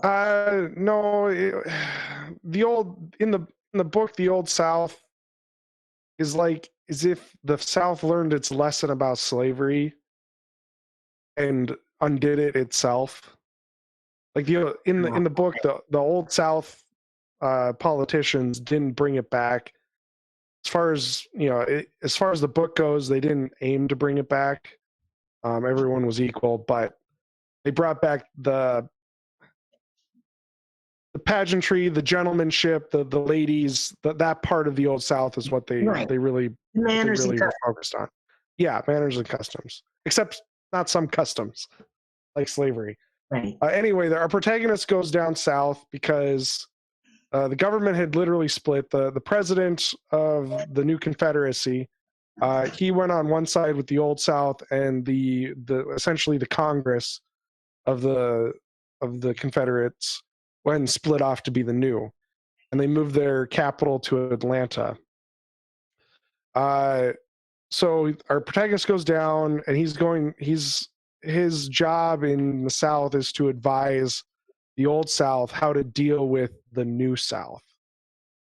And in the book, things get out of hand, and a commune comes into power in Atlanta, and they kill the new South Congress, take over the city, kill all the whites, the Hispanics, anyone black who doesn't agree with them. And so our protagonist goes, well, let's just light it up. And he convinces some, I forget if it was Rangers or some army men, to steal a nuke, and they drop a nuke on Atlanta. During that, when the bomb was dropping, Jane Fonda was on CNN doing some praise of communism. Of course. In Atlanta. And so she also became... For the bombing of Atlanta. She became nuclear ash at that point. So Okay. that's the story. So essentially, the glad she was author got laughing. really stoned and was like, "Let's nuke Atlanta." Just so happened Jane Fonda was there at the time. Yeah. Oh. Looked like she had a lot of work, apparently. Well, she was still, I think, involved with Ted Turner. I don't know if they're still married, but I think they split ways. But she was living in Atlanta for quite a while. Sure. Yeah, it's very interesting to think about CNN being headquartered in Atlanta. So let me ask you this. So what do you so what's your feeling on this whole Me Too movement? I mean, we've seen it weaponized against, some good men, some very bad men. But we've seen it weaponized. Especially what comes to mind first is the Kavanaugh hearing. He's one man that I would consider probably to be a good man. Even though Stephen doesn't too much care for him much, that's just, I don't think he was a serial rapist. I think a lot of I think they were weaponizing the Me Too movement. Sure. What was that? Dr. B? Hello? Are you there, Stoder? I can't hear you, brother. Okay. There, yeah, I'm still here. Are you there? Oh, there she is. There she is. She's moving, but I can't hear her though. I said one thing negative about Steven and he cut the mic. Yeah. Steve. Okay, they're cutting him. They set off a mute bomb. Right. So, Okay. Are we back? yeah, we're back. You're back. Yeah, you're I back. didn't So touch the keyboard or anything. It just did it all on its own. It just shut down. all we heard was and you were gone. So Yeah, the screen was black. I'm like, where'd it go? So, yeah. Sorry, my computer's a libertarian computer. Oh, okay, yeah, Pro Kavanaugh talk. yeah. Because I think after this last round with Kavanaugh and the weaponization of the Me Too movement, I don't think you're going to see a lot. I think it'll be some years before you see it. Will you see it emerge again? Yeah. Well, we're seeing it play out right now in the Harvey Weinstein case, right? Well, but he's being prosecuted. He's being tried, but I'll be very honest with you. I don't know that he's going to lose this case. I mean, the defense's argument is, and I think that they played it. They played this Harvey Weinstein defense perfectly. Yeah. They said, we're not saying that he is a moral man. We're not saying he's even a good man. What we're saying is that all of these interactions were consensual. that these women came to the hotel or came to his home and they knew what they were doing and they made the decision for the betterment of their careers to do them. When you have women who will go on to a stage at the Golden Globes and they will be heralded in front of a crowd of their peers for aborting their child, Yeah. for the betterment and for the furtherment of to further their career, you tell me, what would be easier for a woman to have sexual relations with a powerful man or a woman to kill her own child to further her career? Which one would you be easier to believe? Which one would you believe first, Kyle? Would you believe that a woman had consensual sex with someone to further their career, or that they killed their own child? So if we're talking about a group of, are y'all still there? Okay, if we're talking about a group of people that are willing to go down that rabbit hole and go that far, I'm not going to advocate for either one of those actions. So let me be clear about that. I'm not advocating for either one. But what I am advocating for is that we're not going to turn women into these victims who are constantly being victimized by these evil men. Are there evil men? Absolutely. Are there evil women? Absolutely. There's evil women out there. And they made the decision to go to that guy's house and do the deed. Sure. In exchange for getting the contract. Let's be straight. Like, yeah, it is what it is. Like, dude, like, it's too, bro. At some point in time, like, that shit that happened with Cosby, like, at some point in time, like, we got to really look at this shit. Why is it acceptable for you to like, what the fuck is going on that we just allow, like, this shit to just happen like this? I'm not saying, yes, there are cases where women may be assaulted, and it does take them a while to come around. But me, I've always spoken in the sense of, I don't believe in coincidences. Like, nothing happens by happenstance. Like, that's not just by chance. Bill Cosby tries to buy NBC, and now all of a sudden Janet Dickinson and this girl that looks like a man comes out saying he assaulted them. And then so many others. It's just that pattern for how many more people come out immediately after the first two accusers come out is like, it's astonishing. It's like literally you'll get 1 to 2 every 3 days. Boop, boop. Boop, boop. Yeah. How many people came out on Cosby? At least 10 to 13 girls came out after the first two. And Janet Dickinson made a book about it to later come back and say, I fabricated the majority of the story. Go ahead, Dr. B. Well, I think after the Kavanaugh hearings, when it became weaponized, I think it's, you're gonna have a lot of time and space, and I don't think the Me Too-ness, the outrage culture, I think has kind of died down. And I think if Harvey Weinstein doesn't face some kind of repercussions, even if it's economic, there'll be a lot of outrage. But in general, I think it's going to be a long time before you see what you saw again with the Me Too movement or the Me Too era. I think you had so much pent up, and there still is, by the way, out there, at least in my generation, a lot of pent up angst over what women had to put up with in the workplace to progress economically. But when you did that, you did make that decision to do it. Sure. Okay. Did it suck? Yeah. Okay. It's just like when you go and if somebody makes a decision to be an exotic dancer versus a ballerina, you know what you're getting into.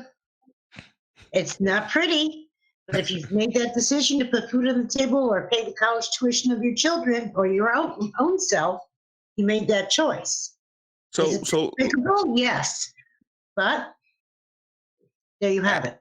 As an academic, and coming up in a very liberal environment, as you would have coming up through the academic groups that you've come through, Does it anger you at all to hear today's women talking about their experiences versus the experiences that you had and the situations that you had to overcome? I mean, because I can say that to hear the modern day versions of our recounts of racism, it angers me as a person who's experienced true racism, as my grandmother, a person who integrated a Right. school, right, who had to be walked into a school under armed guard because of people throwing things at a child, and screaming Yeah. these evil words at a child.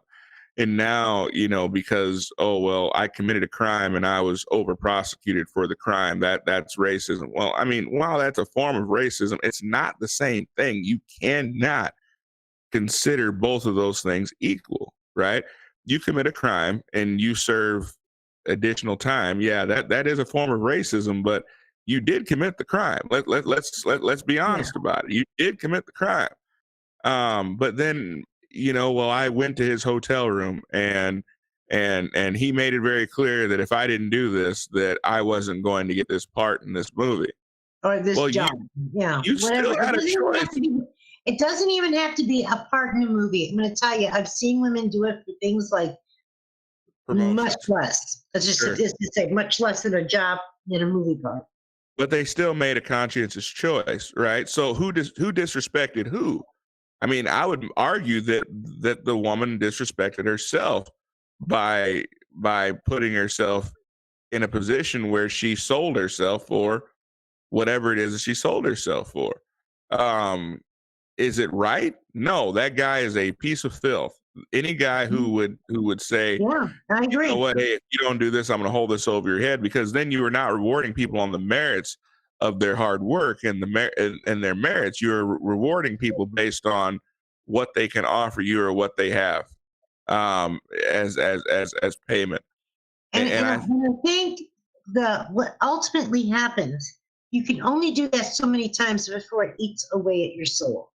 Mm. And you either lose your soul or you run away. Mm. And so when I hear accounts of younger women today complaining about having certain advances made on them, I'm very sympathetic, but there's also a part of me that goes, dude, he only wanted you to cover up. He didn't ask you for a blowjob, okay? I'm sorry, that sounded terrible, but some of the things I hear about today are not nearly of the same scope that women in my era had to put up with. Well, I mean, You know what I'm saying? Yeah, I guess I've got one for you. Women draw the line much quicker than my generation did, and I think that's the thing. I'll go a step further for you. It's sexist for a man to make a sexual advance on a woman, to say, hey, you know what? Hey, if you want this job, you got to do this. I think we could all agree that that's wrong. Sure. That's wrong. But it's also wrong when women do it. But hold on real quick, though. But the same crowd that gets angry at that also gets angry with a guy like Mike Pence saying, I've just made it my rule in my household that I will not have dinner or have a meeting, take a meeting with a woman by myself, that I have to have someone there just to ensure that everything is on the up and up. I think it's a very good rule. He was scolded by the media. Yeah, I think that's wrong. For that he would, so he's holding women, in a different light than he's holding than he's holding men. He doesn't need a someone there, a third party there, if he's going to meet with a man. But with a woman, he has to have a third party there. And I'm thinking, to protect himself. I think that's totally appropriate to have the woman there, have his wife there. I think it's right. Wife or daughter. Sure. I mean, or a staff member, whoever it is, right? But I mean, but someone else to be able to say, no, I was there, that nothing inappropriate took place. But we've devolved as a society where we can look at that as being anything but I know. honorable, right? And I think that's it's very honorable on the part of Mike Pence. I got lots of problems with Pence, but I don't have a problem with that. I think that I mean, again, you won't find a politician that I don't have an issue with. But again, that's not one of them. But the problem is that when your movement is equally outraged with Pence for making that stand as you are with someone like Harvey Weinstein, I have to start to question the legitimacy of your movement. Yeah. I have to start questioning, what are you trying to get? Are you wanting equal treatment, or are you wanting men to become subservient to differential. you? Right. Are you wanting what was that, Kyle? Subservient. So I used to listen to this guy called Stephen Darby. He actually passed away not too long ago, but he was talking about that. It's the feminization of the man. And like he went a little bit more deeper on like a more spiritual thing and whatnot. But I have noticed that a lot of what's going on today has a lot to do with that same old movement that started way back when, and it's called the feminist movement, bro. And it's rearing its ugly little head up, and it's doing it. It always does it at the right moment in time. And that's every time the black demographic starts to get a little bit of head steam and start feeling self-confident about themselves and start demanding themselves to be placed be held to a certain standard of living and lifestyle and accountability and respect and dignity as everybody else. Fucking motherfuckers getting raped and shit everywhere, man. Like, shit, it happened around Kobe's time. It's happened now. Like, soon as we start speaking up and say, stand by our rights, guess who comes around and says, no offense to you, but there's always some white ladies. The attention has to come down on her, and it completely deviates the entire call to justice, the entire call to action for those that are truly disenfranchised. Like, honestly, like, I don't know what the economic situation is on the professional level for the most part. I know my auntie, she said she had to deal with shit dealing with her white male counterparts in the United States Army. She's a lieutenant colonel now. She recently got promoted, but they delayed her promotion for like 3 years, trying to accuse her of some shit she didn't fucking do. And like, there are some levels, but that's on all playing fields. Like, everyone has to deal with the politics of corporate America. That's just how it is. Like, some people get hired at a job just because they got the same alma mater as the hiring manager. You know what I'm saying? Like, one of the guys I worked with at my old job, he went to school, weren't even friends, but they just had to say they both went the same time. And he got the job, and about a year later, the dude was like, I wish I'd never even recommended this dude for the job. You know what I mean? So, saying all that to say this, the feminist movement, oh crap, I just put all of my... The feminist movement reared its ugly head right as we started doing the whole Black Lives Matter. Like, the whole rape cases and all of that stuff started coming around that time. And me as a black man, and I've said it a lot to a lot of my black female friends on Facebook, y'all have to open up y'all motherfucking eyes and see what's going on. You got to realize, like, a lot of what you're saying you are for, your everyday actions and what you choose to endorse completely contradicts what you say you're living your life for, what you say what you hold close to your heart as far as your values. So definitely, like, I feel like this is really a very delicate time for all of us. Like, we got to really choose which side of the fence are we going to stand on. Like, we can't be lukewarm, as the Bible says at this point. Yeah. Like, we really got to choose. And that's what I kind of like. I even had to choose, like, bro, like, am I just going to, for the sake of pleasing my family, always vote left? Or, you know what I'm saying? I haven't even voted. I talk shit about politics. I don't really care much about voting unless I feel this is going to be detrimental to, like, the next 4 years of my life. Like, I knew Trump was going to win, so I didn't vote. I feel like Trump's going to win this time. Not going to vote. Better vote. Man, if you don't vote, man, you and I'm driving to South Dakota. I'm gonna personally drag you to the poll. So I'm gonna vote this year because my sister told me I can't talk to her about politics unless I vote, even though I am right. And she acknowledged, you're right about a lot of the things you said, but since you don't vote, I don't have to talk to you about politics. If you don't vote, you don't have the right to complain. That's what I've always been taught. I'm just giving my political commentary on what the fuck's going on. I really don't care. Like in a lot of the cases, like, you know, abortion shit, but it's so many of these laws that are held on the state level that it's like, unless you vote locally, it doesn't even matter. So, Kyle, can I tell you something? Uh-huh. I've worked in 2 different state legislatures. And in both states, very different states, they have something called a super voter list.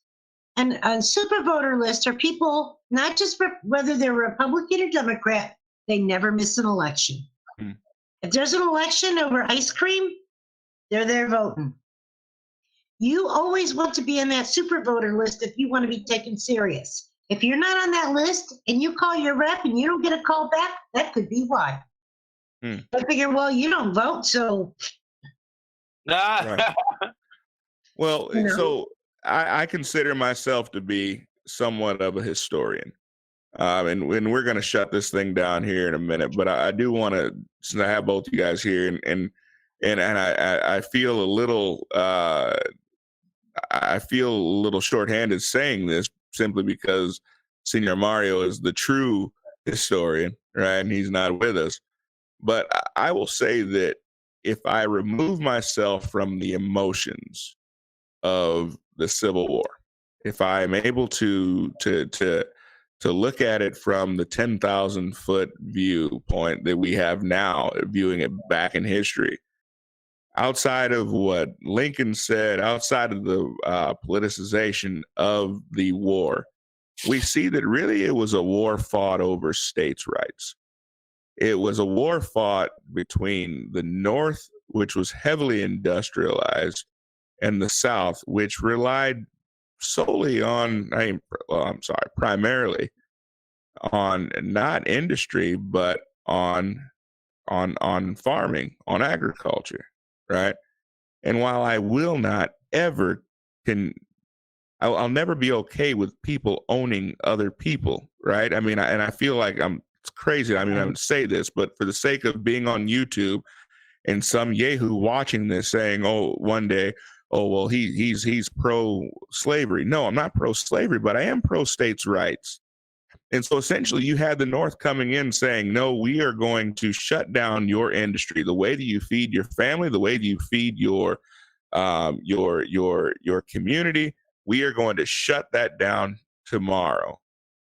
Well, we do know that slavery would have more than likely ended with the invention of the cotton gin, with the invention of combines, modern day farming. You can farm hundreds and thousands of acres with 2 or 3 people, right? Our one person can farm 10 times what they were able to farm back then with 10 people.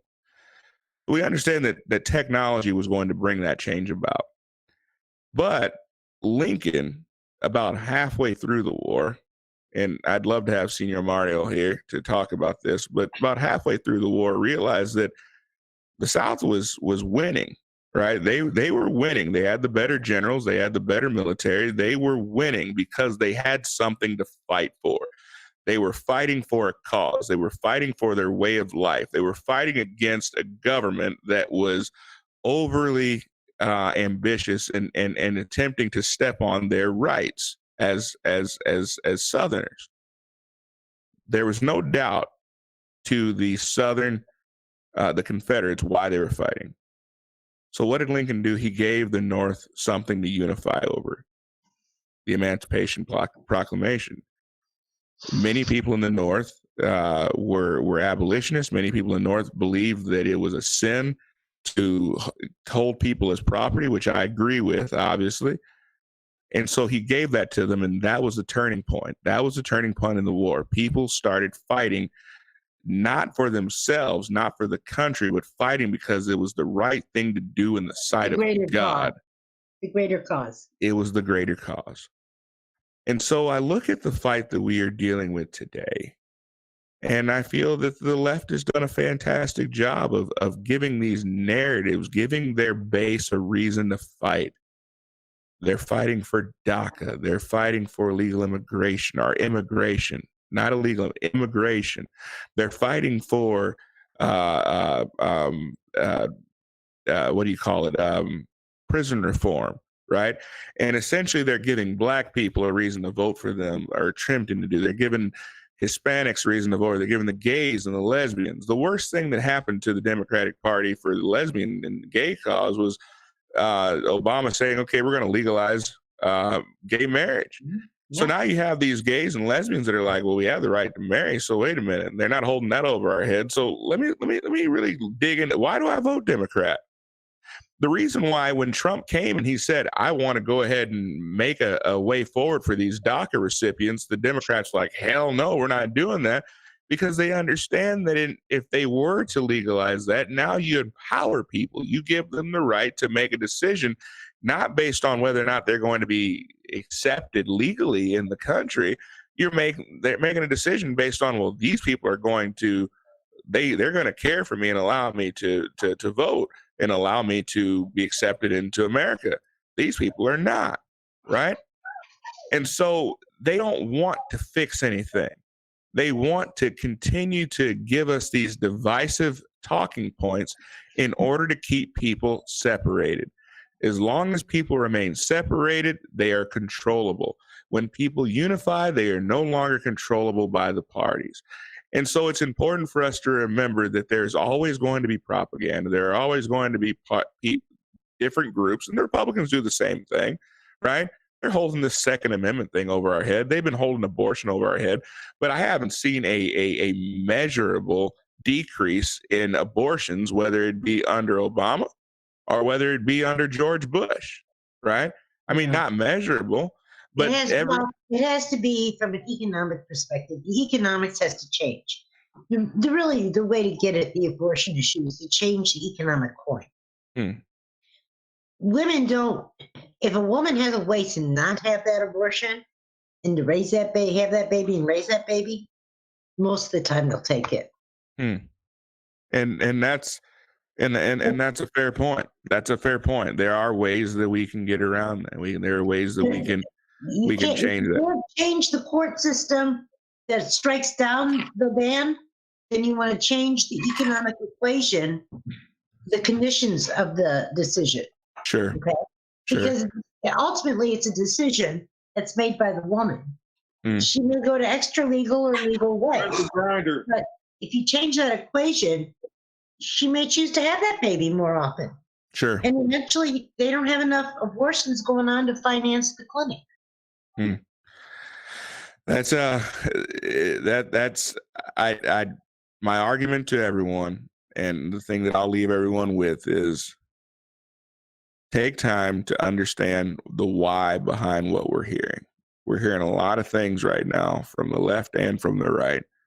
Take time to truly understand the why, because we are much stronger united than we are separated. And that is the reason why I find that it is so important to bring everyone together, for us to have these types of discussions where I don't agree with everything that Dr. B says, and Dr. B doesn't agree with everything that I have to say, and I don't agree with everything that Kyle has to say. Neither does he agree with everything that I have to say. But at the end of the day, the thing that makes us all the same is that we're all Americans. We all want the same things. We just might have different ideas of how to get there. You've heard some of the arguments I've had with Steven, with Soder. I love both of those guys, but we have very different views on some issues. But I think we agree on a lot more than we disagree. But hey, it is Sunday night. We've come to the end of the show, guys. You guys have a fantastic night. You guys are 3 hours behind us, Dr. B. So you still have a young evening. It's about bedtime around here. But thank you for having me. All right. Hey, live. What is that? Live free and prosper. Live long and prosper. Live long and prosper. Sorry, that was my libertarian side. Live free and prosper. So, yeah, you guys have a great evening. I think that's more in the middle. Okay, good night. All right, you guys have a Good great night. night. We'll see you guys later. Hey, Kyle, thanks for stopping by. Have a great night, and we'll see you next week. All right, boss. Adam everyone. Kokesh 2020. All right, good night, guys. All right, guys.